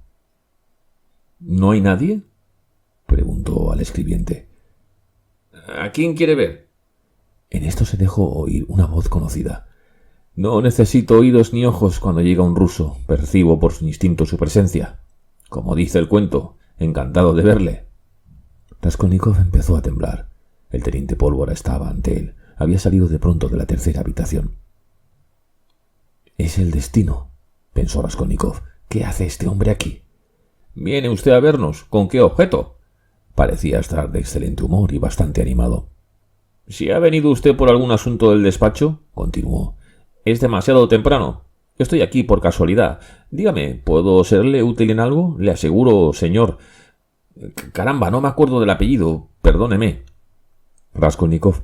«Ah, sí, Raskolnikov. Lo siento, pero se me había ido de la memoria. Le ruego que me perdone, Rodion Romanovich, ¿no? Rodion Romanovich. Eso es, Rodion Romanovich. Lo tenía en la punta de la lengua. He procurado tener noticias de usted con frecuencia. Le aseguro que he lamentado profundamente nuestro comportamiento con usted hace unos días. Después supe que era usted escritor, incluso un sabio, en el principio de su carrera. ¿Y qué escritor joven no ha empezado por...? Tanto mi mujer como yo somos aficionados a la lectura, pero mi mujer me aventaja. Siente verdadera pasión, una especie de locura por las letras y las artes. Excepto la nobleza de sangre, todo lo demás puede adquirirse por medio del talento, el genio, la sabiduría, la inteligencia. Fijémonos, por ejemplo, en un sombrero. ¿Qué es un sombrero? Sencillamente una cosa que se puede comprar en casa de Zimmermann. Pero lo que queda debajo del sombrero, usted no lo podrá comprar. Le aseguro que incluso estuve a punto de ir a visitarlo, pero me dije que... Bueno, a todo esto no le he preguntado qué es lo que desea. Su familia está en Petersburgo, ¿verdad? Sí, mi madre y mi hermana. Incluso he tenido el honor y el placer de conocer a su hermana, persona tan encantadora como instruida. Le confieso que lamento profundamente nuestro altercado. En cuanto a las conjeturas que hicimos sobre su desvanecimiento, todo ha quedado explicado de un modo que no deja lugar a dudas. Fue una ofuscación, un desatino. Su indignación es muy explicable. ¿Se va usted a mudar a causa de la llegada de su familia? No es eso. Yo venía para... Creía que encontraría aquí a Zamiotov. Ya comprendo. He oído decir que eran ustedes amigos. Pues bien, ya no está aquí. Desde anteayer nos vemos privados de sus servicios. Discutió con nosotros y estuvo bastante grosero. Habíamos fundado ciertas esperanzas en él, pero vaya usted a entenderse con nuestra brillante juventud. Se le ha metido en la cabeza presentarse a unos exámenes solo para poder darse importancia. No tiene nada en común con usted ni con su amigo, el señor Rasumikijine. Ustedes viven para la ciencia, y los reveses no pueden abatirlos. Las diversiones no son nada para ustedes. Ni él sí, como dicen. Ustedes llevan una vida austera, monástica, y un libro, una pluma en la oreja, una indagación científica, bastan para hacerlos felices. Incluso yo, hasta cierto punto. ¿Ha leído usted las memorias de Livingstone? No. Yo sí que las he leído. Desde hace algún tiempo, el número de nihilistas ha aumentado considerablemente. Esto es muy comprensible si uno piensa en la época que atravesamos. Pero le digo esto porque... Usted no es nihilista, ¿verdad? Respóndame francamente. No lo soy. Sea franco, tan franco como lo sería con usted mismo. La obligación es una cosa, y otra la... Creía usted que iba a decir la amistad, ¿verdad? Pues se ha equivocado. No iba a decir la amistad, sino el sentimiento de hombre y de ciudadano, un sentimiento de humanidad y de amor al Altísimo. Yo soy una persona oficial, un funcionario, pero no por eso debo ser menos ciudadano y menos hombre. Hablábamos de Zamiotov, ¿verdad? Pues bien, Zamiotov es un muchacho que quiere imitar a los franceses de vida disipada. Después de beberse un vaso de champán o de vino del Don en un establecimiento de mala fama, empieza a alborotar. Así es su amigo Zamiotov. Estuve tal vez un poco fuerte con él, pero es que me dejé llevar de mi celo por los intereses del servicio. Por otra parte, yo desempeño cierto papel en la sociedad. Tengo una categoría, una posición. Además estoy casado, soy padre de familia y cumplo mis deberes de hombre y de ciudadano. En cambio, ¿él qué es? Permítame que se lo pregunte. Me dirijo a usted como a un hombre ennoblecido por la educación. ¿Y qué me dice de las comadronas? También se han multiplicado de un modo exorbitante. Raskolnikov arqueó las cejas y miró al oficial con una expresión de desconcierto. La mayoría de las palabras de aquel hombre, que evidentemente acababa de levantarse de la mesa, carecían para él de sentido. Sin embargo, comprendió parte de ellas y observaba a su interlocutor con una interrogación muda en los ojos, preguntándose a dónde le quería llevar. «Me refiero a esas muchachas de cabellos cortos», continuó el inagotable Ilya Petrovich. «Las llamo a todas comadronas y considero que el nombre les cuadra admirablemente. Se introducen en la escuela de medicina y estudian anatomía, pero le aseguro que si caigo enfermo, no me dejaré curar por ninguna de ellas». Ilya Petrovich se reía, encantado de su ingenio. «Admito que todo eso es solamente sed de instrucción, pero ¿por qué entregarse a ciertos excesos? ¿Por qué insultar a las personas de elevada posición como hace ese tunante de Zamiotov? ¿Por qué me ha ofendido a mí?», pregunto yo. Otra epidemia que hace espantosos estragos es la del suicidio. Se comen hasta el último céntimo que tienen y después se matan. Muchachas, hombres jóvenes, viejos, se quitan la vida. Por cierto que acabamos de enterarnos de que un señor que llegó hace poco de provincia se ha suicidado. Nil Pavlovich. Nil Pavlovich. ¿Cómo se llama ese caballero que se ha levantado de la tapa de los sesos esta mañana? «Svidrigailov», respondió una voz ronca e indiferente desde la habitación vecina. Raskolnikov se estremeció. «¿Svidrigailov? ¿Se ha matado? ¿Svidrigailov?», exclamó. «¿Cómo? ¿Le conocía usted?» «Sí. Había llegado hace poco». «En efecto, ha perdido a su mujer. Era un hombre dado a la crápula, y de pronto se suicida. ¿Y de qué modo? No se lo puede usted imaginar. Ha dejado unas palabras escritas en un blog de notas declarando que moría por su propia voluntad y que no se debía culpar a nadie de su muerte. Dicen que tenía dinero. ¿Cómo es que lo conoce usted? Yo, pues... Mi hermana fue institutriz en su casa. Entonces, ¿usted puede facilitarnos datos sobre él? ¿Sospecha usted sus propósitos? Le vi ayer, estaba bebiendo champán, no observé en él nada normal. Raskolnikov tenía la impresión de que había caído un peso enorme sobre su pecho y lo aplastaba. ¿Otra vez se ha puesto usted pálido? ¿Está tan cargada la atmósfera en estas oficinas? Sí, murmuró Raskolnikov. Me marcho. Perdóneme por haberle molestado. No diga usted eso. Estoy siempre a su disposición. Su visita ha sido para mí una verdadera satisfacción. Y tendió la mano a Rodion Romanovich. Solo quería ver a Zamiotov. ¿Comprendido? Encantado de su visita. Yo también he tenido mucho gusto en verle, dijo Raskolnikov con una sonrisa. Usted siga bien. Salió de la comisaría con paso vacilante. La cabeza le daba vueltas. Le costaba gran trabajo mantenerse sobre sus piernas. Empezó a bajar la escalera apoyándose en la pared. Le pareció que una ordenanza que subía a la comisaría tropezó con él, que, al llegar al primer piso, oyó ladrar a un perro y vio que una mujer le arrojaba un rodillo de pastelería mientras le gritaba para hacerle callar. Al fin llegó a la planta baja y salió a la calle. Entonces vio a Sonia.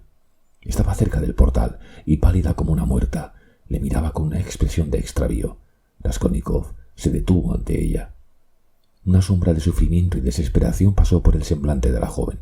Él lanzó las manos y una sonrisa que no fue más que una mueca le torció los labios. Rodia permaneció un instante inmóvil, luego sonrió amargamente y volvió a subir a la comisaría. Ilia Petrovich, sentado a su mesa, hojeaba un montón de papeles. El mujik que acababa de tropezar con Raskolnikov estaba de pie ante él. ¿Usted otra vez? ¿Se le ha olvidado algo? ¿Qué le pasa? Con los labios amoratados y la mirada inmóvil, Raskolnikov se acercó lentamente a la mesa de Ilia Petrovich, apoyó la mano en ella e intentó hablar, pero ni una sola palabra salió de sus labios, solo pudo proferir sonidos inarticulados. ¿Se siente usted mal? Una silla, siéntese. Traigan agua. Raskolnikov se dejó caer en la silla sin apartar los ojos del rostro de Ilia Petrovich, donde se leía una profunda sorpresa. Durante un minuto, los dos se miraron en silencio. Trajeron agua. Fui yo, empezó a decir Raskolnikov. Beba. El joven rechazó el vaso y, en voz baja y entrecortada, pero con toda claridad, hizo la siguiente declaración. Fui yo quien asesinó a hachazos para robarles a la vieja prestamista y a su hermana Lisbeth. Ilia Petrovich abrió la boca. Acudió gente de todas partes. Raskolnikov repitió su confesión.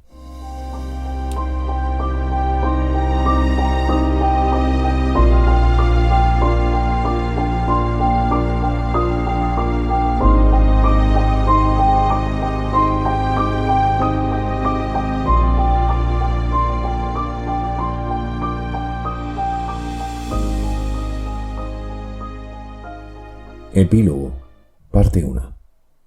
En Siberia, a orillas de un ancho río que discurre por tierras desiertas, hay una ciudad, uno de los centros administrativos de Rusia. La ciudad contiene una fortaleza y la fortaleza una prisión. En este presidio está desde hace 9 meses el condenado a trabajos forzados de la segunda categoría Rodion Raskolnikov. Cerca de año y medio ha transcurrido desde el día en que cometió su crimen. La instrucción de su proceso no tropezó con dificultades. El culpable repitió su confesión con tanta energía como claridad, sin embrollar las circunstancias, sin suavizar el horror de su perverso acto, sin alterar la verdad de los hechos, sin olvidar el menor incidente. Relató con todo detalle el asesinato y aclaró el misterio del objeto encontrado en las manos de la vieja, que era, como se recordará, un trocito de madera unido a otro de hierro. Explicó cómo había cogido las llaves del bolsillo de la muerta y describió minuciosamente tanto el cofre al que las llaves se adaptaban como su contenido. Incluso enumeró algunos de los objetos que había encontrado en el cofre. Explicó la muerte de Lisbeth, que había sido hasta entonces un enigma. Refirió cómo Koch, seguido muy pronto por el estudiante, había golpeado la puerta y repitió palabra por palabra la conversación que ambos sostuvieron. Después él se había lanzado escaleras abajo, había oído las voces de Mikolka y Mitri y se había escondido en el departamento desalquilado. Finalmente habló de la piedra bajo la cual había escondido, y fueron encontrados los objetos y la bolsa robados a la vieja, indicando que tal piedra estaba cerca de la entrada de un patio de Boulevard Bosensky. En una palabra, aclaró todos los puntos. Varias cosas sorprendieron a los magistrados y jueces instructores, pero lo que más les extrañó fue que el culpable hubiera escondido su botín sin sacar provecho de él, y más aún, que no solamente no se acordara de los objetos que había robado, sino que ni siquiera pudiera precisar su número. Aún se juzgaba más inverosímil que no hubiera abierto la bolsa y siguiera ignorando lo que contenía. En ella se encontraron 317 rublos y 3 piezas de 20 kopecks. Los billetes mayores, por estar colocados sobre los otros, habían sufrido considerables desperfectos al permanecer tanto tiempo bajo la piedra. Se estuvo mucho tiempo tratando de comprender por qué el acusado mentía sobre este punto, pues así lo creían, habiendo confesado espontáneamente la verdad sobre todos los demás. Al fin algunos psicólogos admitieron que podía no haber abierto la bolsa y haberse desprendido de ella sin saber lo que contenía, de lo cual se extrajo la conclusión de que el crimen se había cometido bajo la influencia de un ataque de locura pasajera. El culpable se había dejado llevar de la manía del asesinato y el robo sin ningún fin interesado. Fue una buena ocasión para apoyar esa teoría con la que se intenta actualmente explicar ciertos crímenes. Además, que Raskolnikov era un neurasténico quedó demostrado por las declaraciones de varios testigos, el doctor Zosimov, algunos camaradas de universidad del procesado, su patrona, Nastasia. Todo esto dio origen a la idea de que Raskolnikov no era un asesino corriente, un ladrón vulgar, sino que su caso era muy distinto. Para decepción de los que opinaban así, el procesado no se aprovechó de ello para defenderse. Interrogado acerca de los motivos que le habían impulsado el crimen y al robo, respondió con brutal franqueza que los móviles habían sido la miseria y el deseo de abrirse paso en la vida con los 3.000 rublos como mínimo que esperaba encontrar en casa de la víctima, y que había sido su carácter bajo y ligero, agriado además por los fracasos y las privaciones, lo que había hecho de él un asesino. Y cuando se le preguntó qué era lo que le había impulsado a presentarse a la justicia, contestó que un arrepentimiento sincero. En conjunto, su declaración produjo mal efecto. Sin embargo, la condena fue menos grave de lo que se esperaba. Tal vez favoreció al acusado el hecho de que, lejos de pretender justificarse, se había dedicado a acumular cargos contra sí mismo. Todas las particularidades extrañas de la causa se tomaron en consideración. El mal estado de salud y la miseria en que se hallaba antes de cometer el crimen no podían ponerse en duda. El hecho de que no se hubiera aprovechado del botín se atribuyó, por una parte, a un remordimiento tardío y, por otra, a un estado de perturbación mental en el momento de cometer el crimen. La muerte impremeditada de Lisbeth fue un detalle favorable a esta última tesis, pues no tenía explicación que un hombre cometiera 2 asesinatos habiéndose dejado la puerta abierta. Finalmente, el culpable se había presentado a la justicia por su propio impulso y en un momento en que las falsas declaraciones de un fanático, Nicolás, habían embrollado el proceso y cuando, además, la justicia no solo no poseía ninguna prueba contra el culpable, sino que ni siquiera sospechaba de él, Porfirio Petrovich había mantenido religiosamente su palabra. Todas estas circunstancias contribuyeron considerablemente a suavizar el veredicto. Además, en el curso de los debates se habían puesto en evidencia otros hechos favorables al acusado. Los documentos presentados por el estudiante Razumikine demostraban que, durante su permanencia en la universidad, el asesino Raskolnikov se había repartido por espacio de 6 meses sus escasos recursos, hasta el último kopek, con un compañero necesitado y tuberculoso. Cuando éste murió, Raskolnikov prestó toda la ayuda posible al padre del difunto, un anciano que era ya como un niño y del que su hijo se había tenido que cuidar desde que tenía 13 años. Rodia consiguió que lo admitieran en un asilo y más tarde, cuando murió, pagó su entierro. Todos estos testimonios favorecieron en gran medida al acusado. La viuda de Tsarnitchine, su antigua patrona y madre de la difunta prometida, acudió también a declarar y dijo que en la época en que vivía en las 5 esquinas, teniendo a Raskolnikov como huésped, una noche se había declarado un incendio en la casa vecina y su pupilo, con peligro de perder la vida, había salvado a 2 niños de las llamas, sufriendo algunas quemaduras. Esta declaración fue escrupulosamente comprobada mediante una encuesta. Numerosos testigos certificaron su exactitud. En resumidas cuentas, que el tribunal, teniendo en consideración la declaración espontánea del culpable y sus buenos antecedentes, solo lo condenó a 8 años de trabajos forzados, según la categoría. Apenas comenzaron los debates, la madre de Raskolnikov cayó enferma. Dunia y Razumikine consiguieron mantenerla alejada de Petersburgo durante toda la instrucción del sumario. Dmitri Prokofich alquiló una casa para las mujeres en un pueblo de las cercanías de la capital por el que pasaba el ferrocarril. Así pudo seguir toda la marcha del proceso y visitar con cierta frecuencia a Avdotia Romanovna. La enfermedad de Pulqueria Alejandrovna era una afección nerviosa bastante rara, acompañada de una perturbación parcial de las facultades mentales. Al volver a casa tras su última visita a su hermano, Dunia encontró a su madre con fiebre alta y delirando. Aquella misma noche se puso de acuerdo con Rasumik y Gine sobre lo que debían decir a Pulqueria Alejandrovna cuando les preguntara por Rodia. Urdieron toda una novela en torno a la marcha de Rodion a una provincia de los confines de Rusia, con una misión que le reportaría tanto honor como provecho. Pero, para sorpresa de los dos jóvenes, Pulqueria Alejandrovna no les hizo jamás pregunta alguna sobre este punto. Había inventado su propia historia para explicar la marcha precipitada de su hijo. Refería, llorando, la escena de la despedida y daba a entender que sólo ella conocía ciertos hechos misteriosos e importantísimos. Afirmaba que Rodia tenía enemigos poderosos de los que se veía obligado a ocultarse, y no dudaba de que alcanzaría una brillante posición cuando lograse allanar ciertas dificultades. Decía a Rasumik y Gine que su hijo sería un hombre de Estado. Para ello se fundaba en el artículo que había escrito y que denotaba, según ella, un talento literario excepcional. Leía sin cesar este artículo, a veces en voz alta. No se apartaba de él ni siquiera cuando se iba a dormir. Pero no preguntaba nunca dónde estaba Rodia, aunque el cuidado que tenían su hija y Rasumik y Gine en eludir esta cuestión debía de parecer sospechosa. El extraño mutismo en que se encerraba Pulqueria Alejandrovna acabó por inquietar a Dunia y a Dmitri Prokofich. Ni siquiera se quejaba del silencio de su hijo, siendo así que, cuando estaban en el pueblo, vivía de la esperanza de recibir al fin una carta de su querido Rodia. Esto pareció tan inexplicable a Dunia que la joven llegó a sentirse verdaderamente alarmada. Se dijo que su madre debía de presentir que había ocurrido a Rodia alguna gran desgracia y que no se atrevía a preguntar por temor a oír algo más horrible de lo que ella suponía. Fuera como fuese, Dunia se daba perfecta cuenta de que su madre tenía trastornado el cerebro. Sin embargo, un par de veces Pulqueria Alejandrovna había conducido la conversación de modo que tuvieran que decirle dónde estaba Rodia. Las vagas e inquietas respuestas que recibió la sumieron en una profunda tristeza y durante mucho tiempo se la vio sombría y taciturna. Finalmente, Dunia comprendió que mentir continuamente e inventar historia tras historia era demasiado difícil y decidió guardar un silencio absoluto sobre ciertos puntos. Sin embargo, cada vez era más evidente que la pobre madre sospechaba algo horrible.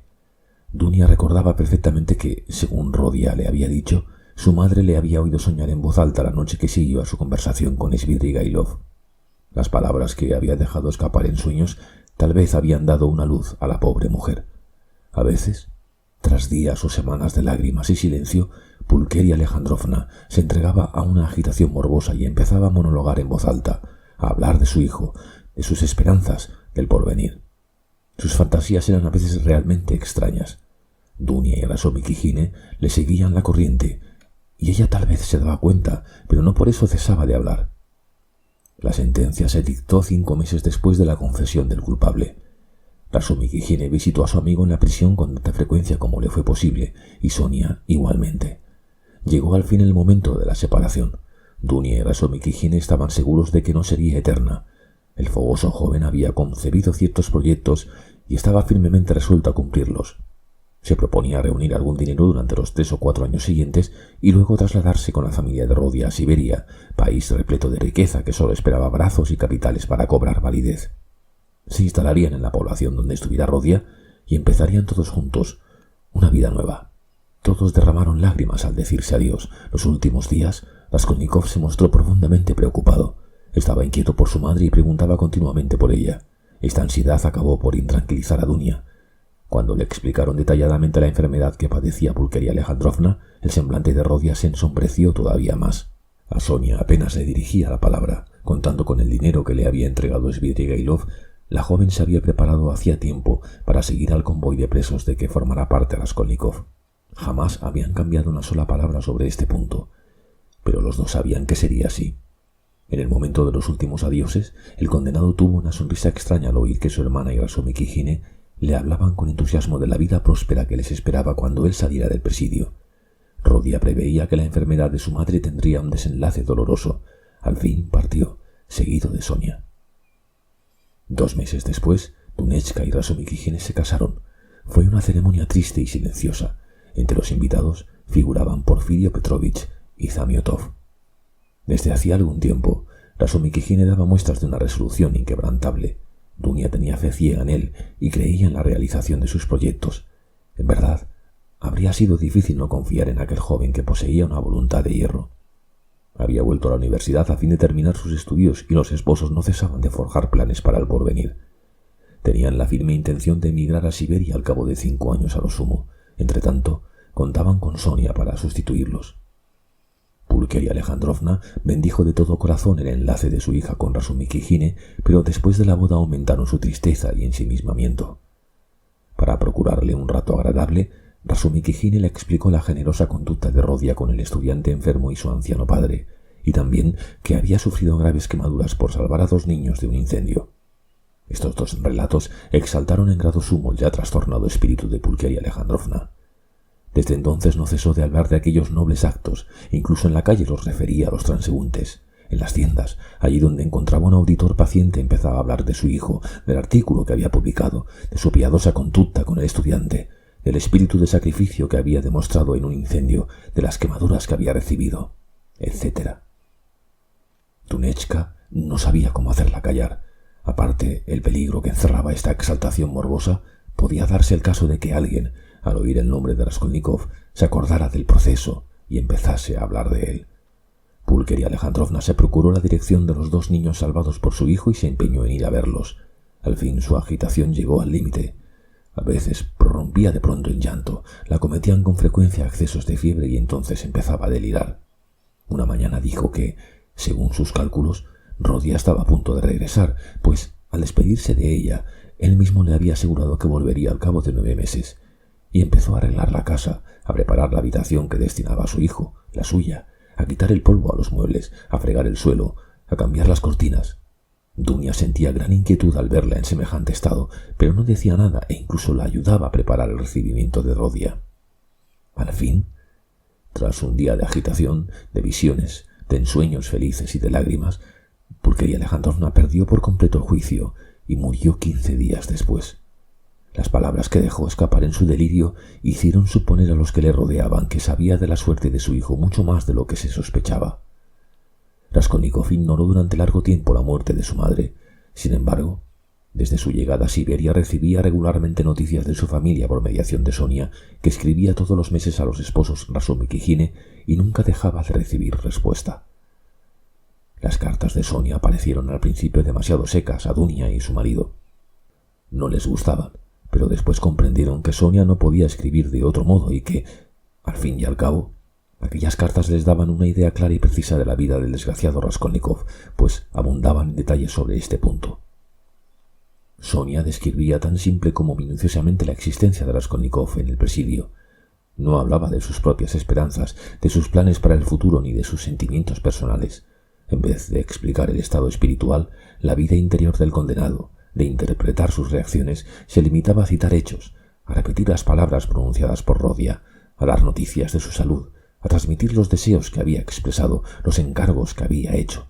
Gracias a estas noticias en extremo detalladas, pronto creyeron tener junto a ellos a su desventurado hermano y no podían equivocarse al imaginárselo, pues se fundaban en datos exactos y precisos. Sin embargo, las noticias que recibían no tenían, especialmente al principio, nada de consolador para el matrimonio.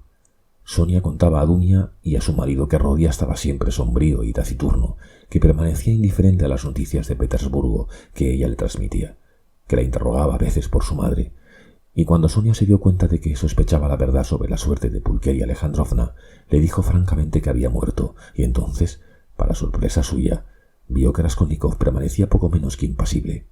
Aunque concentrado en sí mismo y ajeno a cuanto le rodeaba, le explicaba a Sonia en una carta, miraba francamente y con entereza su nueva vida.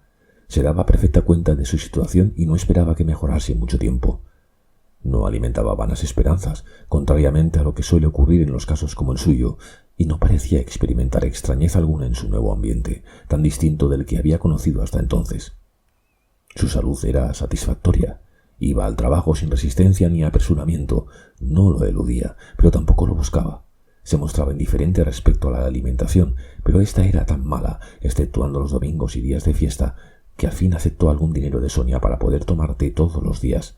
Sin embargo, le rogó que no se preocupara por él, pues le contrariaba ser motivo de inquietud para otras personas. En otra de sus cartas, Sonia les explicó que Rodia dormía hacinado con los demás detenidos.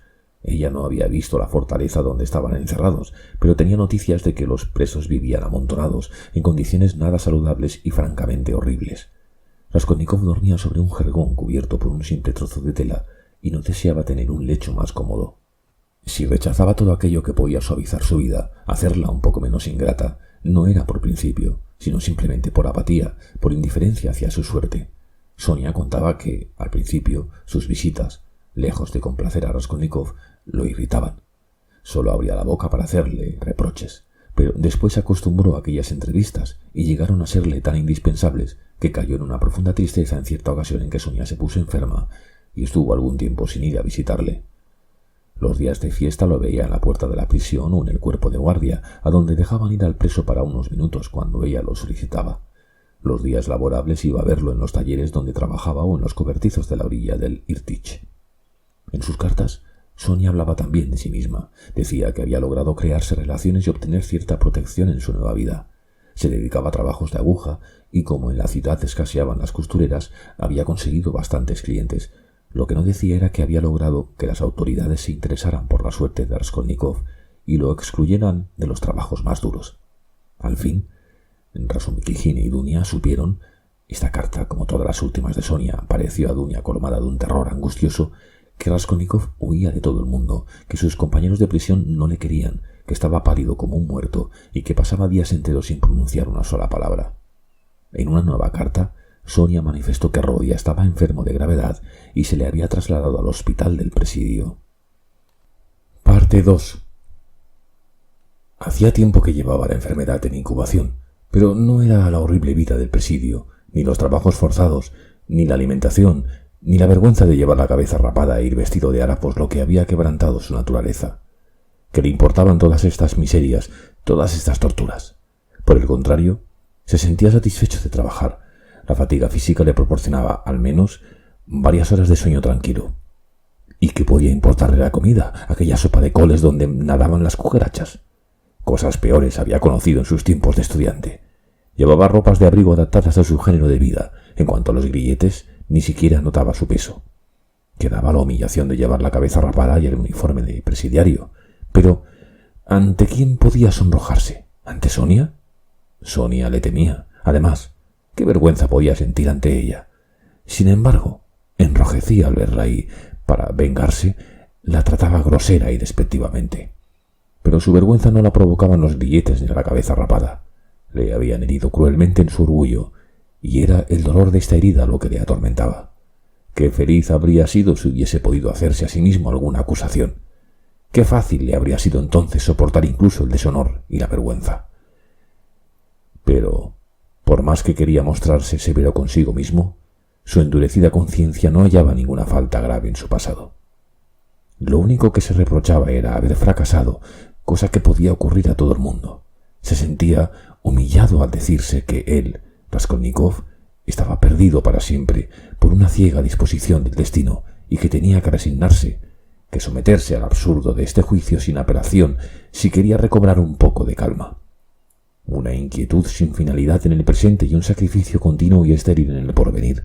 He aquí todo lo que le quedaba sobre la tierra. Vano consuelo para él poder decirse que, transcurridos 8 años, solo tendría 32 y podría empezar una nueva vida. ¿Para qué vivir? ¿Qué provecho tenía? ¿Hacia dónde dirigir sus esfuerzos? Bien que se viviera por una idea, por una esperanza, incluso por un capricho, pero vivir simplemente no le había satisfecho jamás. Siempre había querido algo más. Tal vez la violencia de sus deseos le había hecho creer tiempo atrás que era uno de esos hombres que tienen más derechos que el tipo común de los mortales. Si al menos el destino le hubiera procurado el arrepentimiento punzante que destroza el corazón y quita el sueño, el arrepentimiento que llena el alma de terror hasta el punto de hacer desear la cuerda de la horca o las aguas profundas. ¿Con qué satisfacción lo habría recibido? Sufrir y llorar es también vivir. Pero él no estaba en modo alguno arrepentido de su crimen. Si al menos hubiera podido reprocharse su necedad, como había hecho tiempo atrás por las torpezas y los desatinos que le habían llevado a la prisión. Pero cuando reflexionaba ahora, en los ratos de ocio del cautiverio, sobre su conducta pasada, estaba muy lejos de considerarla tan desatinada y torpe como le había parecido en aquella época trágica de su vida. ¿Qué tenía mi idea?, se preguntaba, para ser más estúpida que las demás ideas y teorías que circulan y luchan por imponerse sobre la tierra desde que el mundo es mundo. Basta mirar las cosas con amplitud e independencia de criterio, desprenderse de los prejuicios para que mi plan no parezca tan extraño. ¡Oh, pensadores de 4 cuartos! ¿Por qué os detenéis a medio camino? ¿Por qué mi acto os ha parecido monstruoso? ¿Por qué es un crimen? ¿Qué quiere decir la palabra crimen? Tengo la conciencia tranquila. Sin duda, he cometido un acto ilícito, he violado las leyes y he derramado sangre. Pues cortadme la cabeza y asunto concluido. Pero en este caso, no pocos bienhechores de la humanidad que se adueñaron del poder en vez de heredarlo desde el principio de su carrera debieron ser entregados al suplicio. Lo que ocurre es que estos hombres consiguieron llevar a cabo sus proyectos, llegaron hasta el fin de su camino y su éxito justificó sus actos. En cambio, yo no supe llevar a buen término mi plan, y, en verdad, esto demuestra que no tenía derecho a intentar ponerlo en práctica. Este era el único error que reconocía, el de haber sido débil y haberse entregado. Otra idea le mortificaba. ¿Por qué no se había suicidado? ¿Por qué habría vacilado cuando miraba las aguas del río y, en vez de arrojarse, prefirió ir a presentarse a la policía? Tan fuerte y tan difícil de vencer era el amor a la vida. Pues Svidrigailov lo había vencido, a pesar de que temía a la muerte. Reflexionaba amargamente sobre esta cuestión y no podía comprender que en el momento en que, inclinado sobre el Neva, pensaba en el suicidio, acaso presentía ya su tremendo error, la falsedad de sus convicciones. No comprendía que este presentimiento podía contener el germen de una nueva concepción de la vida y que le anunciaba su resurrección. En vez de esto, se decía que había obedecido a la fuerza oscura del instinto, cobardía, debilidad. Observando a sus compañeros de presidio, se asombraba de ver cómo amaban la vida, cuán preciosa les parecía. Incluso creyó ver que este sentimiento era más profundo en los presos que en los hombres que gozaban de la libertad. Qué espantosos sufrimientos habían soportado algunos de aquellos reclusos, los vagabundos, por ejemplo. ¿Era posible que un rayo de sol, un bosque umbroso, un fresco riachuelo que corre por el fondo de un valle solitario y desconocido, tuviesen tanto valor para ellos, que soñaran todavía, como se sueña en un amante, en una fuente cristalina vista tal vez 3 años atrás? La veían en sus sueños, con su cerco de verde hierba y con el pájaro que cantaba en una rama próxima. Cuanto más observaba a aquellos hombres, más cosas inexplicables descubría. Sí, muchos detalles de la vida del presidio, del ambiente que le rodeaba, eludían su comprensión, o acaso él no quería verlos. Vivía como con la mirada en el suelo, porque le era insoportable lo que podía percibir a su alrededor. Pero, andando el tiempo, le sorprendieron ciertos hechos cuya existencia jamás había sospechado, y acabó por observarlos atentamente. Lo que más le llamó la atención fue el abismo espantoso, infranqueable, que se abría entre él y aquellos hombres. Era como si él perteneciese a una raza y ellos a otra. Unos y otros se miraban con hostil desconfianza. Él conocía y comprendía las causas generales de este fenómeno, pero jamás había podido imaginarse que tuviesen tanta fuerza y profundidad. En el penal había políticos polacos condenados al exilio en Siberia. Estos consideraban a los criminales comunes como unos ignorantes, unos brutos, y los despreciaban. Raskolnikov no compartía este punto de vista. Veía claramente que, en muchos aspectos, aquellos brutos eran más inteligentes que los polacos. También había rusos, un oficial y varios seminaristas que miraban con desdén a la plebe del penal, y Raskolnikov los consideraba igualmente equivocados. A él nadie le quería, todos se apartaban de su lado, acabaron por odiarle. ¿Por qué? Lo ignoraba. Le despreciaban y se burlaban de él. Igualmente se mofaban de su crimen, condenados que habían cometido otros crímenes más graves. «Tú eres un señorito», le decían. «Eso de asesinar a hachazos no se ha hecho para ti. No son cosas para la gente bien». La segunda semana de Cuaresma le correspondió celebrar la Pascua con los presos de su departamento. Fue a la iglesia y asistió al oficio con sus compañeros. Un día, sin que se supiera por qué, se produjo un altercado entre él y los demás presos. Todos se arrojaron sobre él furiosamente. «¡Tú eres un ateo! ¡Tú no crees en Dios!», le gritaban. «¡Mereces que te maten!». Él no les había hablado de Dios ni de religión jamás. Sin embargo, querían matarlo por infiel. Rudiano contestó. Uno de los reclusos, ciego de cólera, se fue hacia él, dispuesto a atacarlo. Raskolnikov le esperó en silencio, con una calma absoluta, sin parpadear, sin que ni un solo músculo de su cara se moviera. Un guardián se interpuso a tiempo. Si hubiese tardado un minuto en intervenir, habría corrido la sangre. Había otra cuestión que no conseguía resolver. ¿Por qué estimaban todos tanto a Sonia? Ella no hacía nada para atraerse sus simpatías. Los penados solo la podían ver de tarde en tarde en los astilleros o en los talleres a donde iba a reunirse con Raskolnikov. Sin embargo, todos la conocían y todos sabían que Sonetchka le había seguido al penal. Estaban al corriente de su vida y conocían su dirección. Ella no les daba dinero ni les prestaba ningún servicio.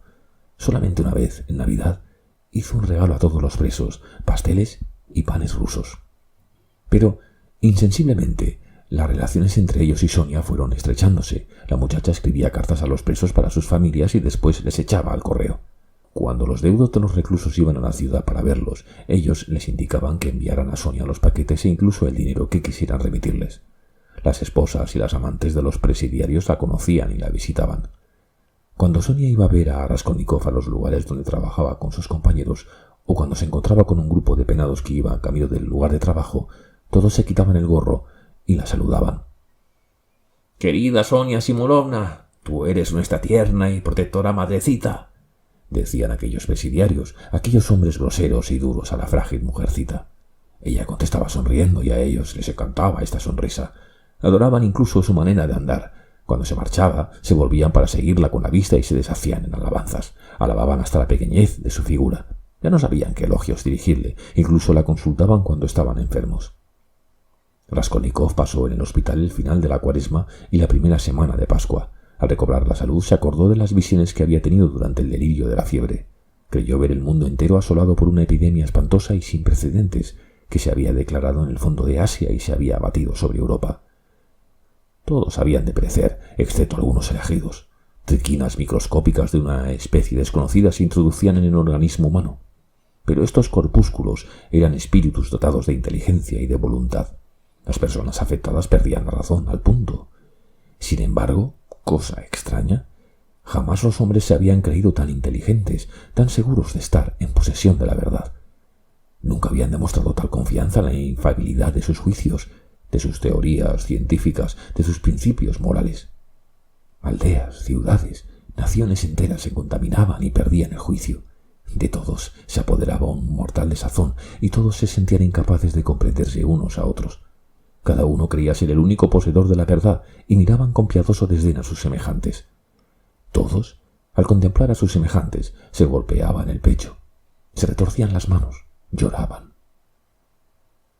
No se ponían de acuerdo sobre las sanciones que había que imponer, sobre el bien y el mal, sobre a quién había que condenar y a quién absolver. Se reunían y formaban enormes ejércitos para lanzarse unos contra otros, pero apenas llegaban al campo de batalla, las tropas se dividían, se rompían las formaciones y los hombres se estrangulaban y devoraban unos a otros.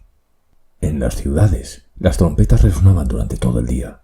Todos los hombres eran llamados a las armas, pero ¿por quién y para qué? Nadie podía decirlo y el pánico se extendía por todas partes. Se abandonaban los oficios más sencillos, pues cada trabajador proponía sus ideas, sus reformas, y no era posible entenderse.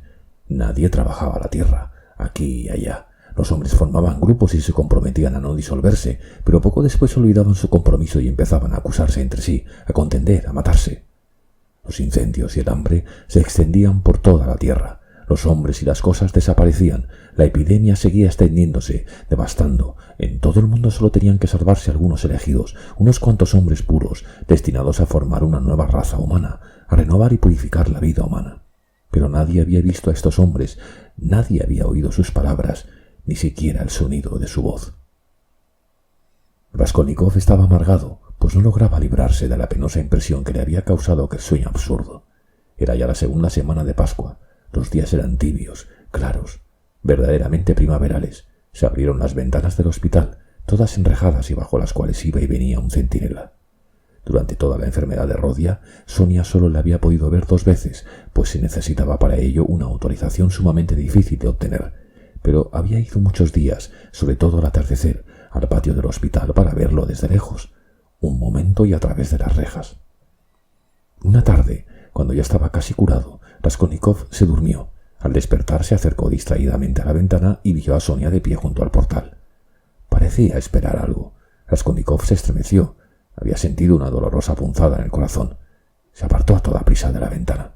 Al día siguiente Sonia no apareció. Al otro tampoco.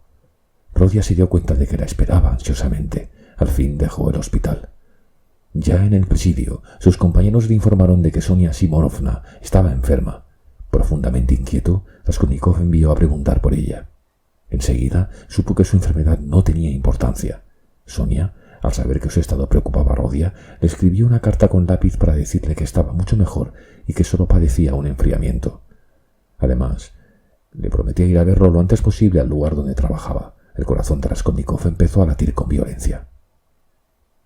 Era un día cálido y hermoso. A las 6 de la mañana, Rodia se dirigió al trabajo, a un horno para cocer alabastro que habían instalado a la orilla del río en un cobertizo. Solo 3 hombres trabajaban en este horno. Uno de ellos se fue a la fortaleza, acompañado de un guardián, en busca de una herramienta. Otro estaba encendiendo el horno. Raskolnikov salió del cobertizo, se sentó en un montón de maderas que había en la orilla y se quedó mirando el río ancho y desierto. Desde la alta ribera se abarcaba con la vista una gran extensión del país. En un punto lejano de la orilla opuesta, alguien cantaba y su canción llegaba a oídos del preso. Allí, en la estepa infinita inundada de sol, se alzaban aquí y allá, como puntos negros apenas perceptibles, las tiendas de campaña de los nómadas. Allí reinaba la libertad. Allí vivían hombres que no se parecían en nada a los del presidio. Se tenía la impresión de que el tiempo se había detenido en la época de Abraham y sus rebaños.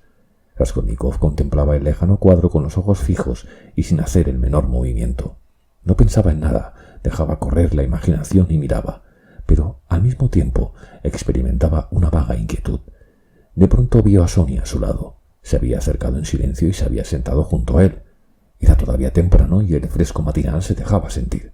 Sonia llevaba su vieja y raída capa y su chal verde. Su cara, delgada y pálida, conservaba las huellas de su enfermedad.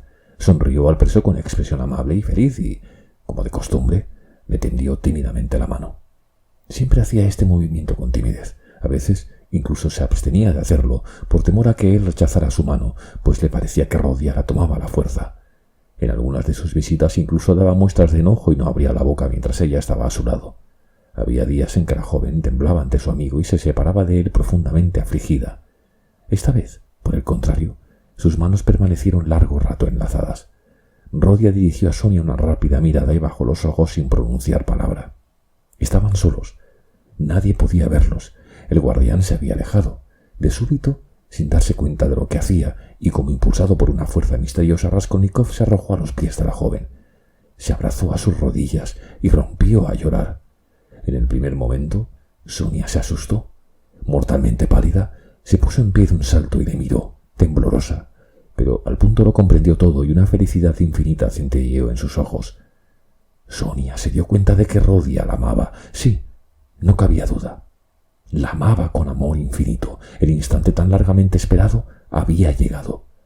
Querían hablar, pero no pudieron pronunciar una sola palabra. Las lágrimas brillaban en sus ojos. Los dos estaban delgados y pálidos, pero en aquellos rostros alajados brillaba el alba de una nueva vida, la aurora de una resurrección. El amor los resucitaba. El corazón de cada uno de ellos era un manantial de vida inagotable para el otro. Decidieron esperar con paciencia. Tenían que pasar 7 años en Siberia. Qué crueles sufrimientos y también qué profunda felicidad llenaría aquellos 7 años. Raskolnikov estaba regenerado, lo sabía, lo sentía en todo su ser. En cuanto a Sonia, solo vivía para él. Al atardecer, cuando los presos fueron encerrados en los dormitorios, Rodia, echado en su lecho de campaña, pensó en Sonia. Incluso le había parecido que aquel día todos aquellos compañeros que antes habían sido enemigos de él le miraban de otro modo.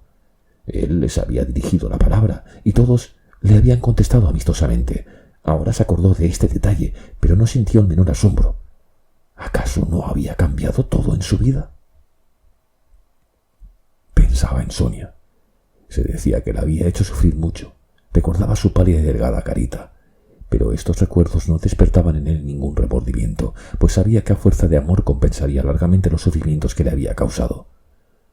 Por otra parte, ¿qué importaban ya todas estas penas del pasado? Incluso su crimen, incluso la sentencia que le había enviado a Siberia, le parecían acontecimientos lejanos que no le afectaban. Además, aquella noche se sentía incapaz de reflexionar largamente, de concentrar el pensamiento. Solo podía sentir. Al razonamiento se había impuesto la vida. La regeneración alcanzaba también a su mente. En su cabecera había un evangelio. Lo cogió maquinalmente. El libro pertenecía a Sonia. Era el mismo en que ella le había leído una vez la resurrección de Lázaro. Al principio de su cautiverio, Raskolnikov esperó que Sonia le perseguiría con sus ideas religiosas. Se imaginó que le hablaría del evangelio y le ofrecería libros piadosos sin cesar, pero, con gran sorpresa suya, no había ocurrido nada de esto, ni una sola vez le había propuesto la lectura del libro sagrado. Él mismo se lo había pedido algún tiempo antes de su enfermedad, y ella se lo había traído sin hacer ningún comentario. Aún no lo había abierto. Tampoco ahora lo abrió, pero un pensamiento pasó veloz por su mente. ¿Acaso su fe, o por lo menos sus sentimientos y sus tendencias, pueden ser ahora distintos de los míos? Sonia se sintió también profundamente agitada aquel día y por la noche cayó enferma. Se sentía tan feliz y había recibido esta dicha de un modo tan inesperado que experimentaba incluso cierto terror. 7 años. Solo 7 años. En la embriaguez de los primeros momentos, poco faltó para que los dos considerasen aquellos 7 años como 7 días. Raskolnikov ignoraba que no podría obtener esta nueva vida sin dar nada por su parte, sino que tendría que adquirirla al precio de largos y heroicos esfuerzos. Pero aquí empieza otra historia, la de la lenta renovación de un hombre, la de su regeneración progresiva, su paso gradual de un mundo a otro y su conocimiento escalonado de una realidad totalmente ignorada. En todo esto habría materia para una nueva narración. Pero la nuestra ha terminado.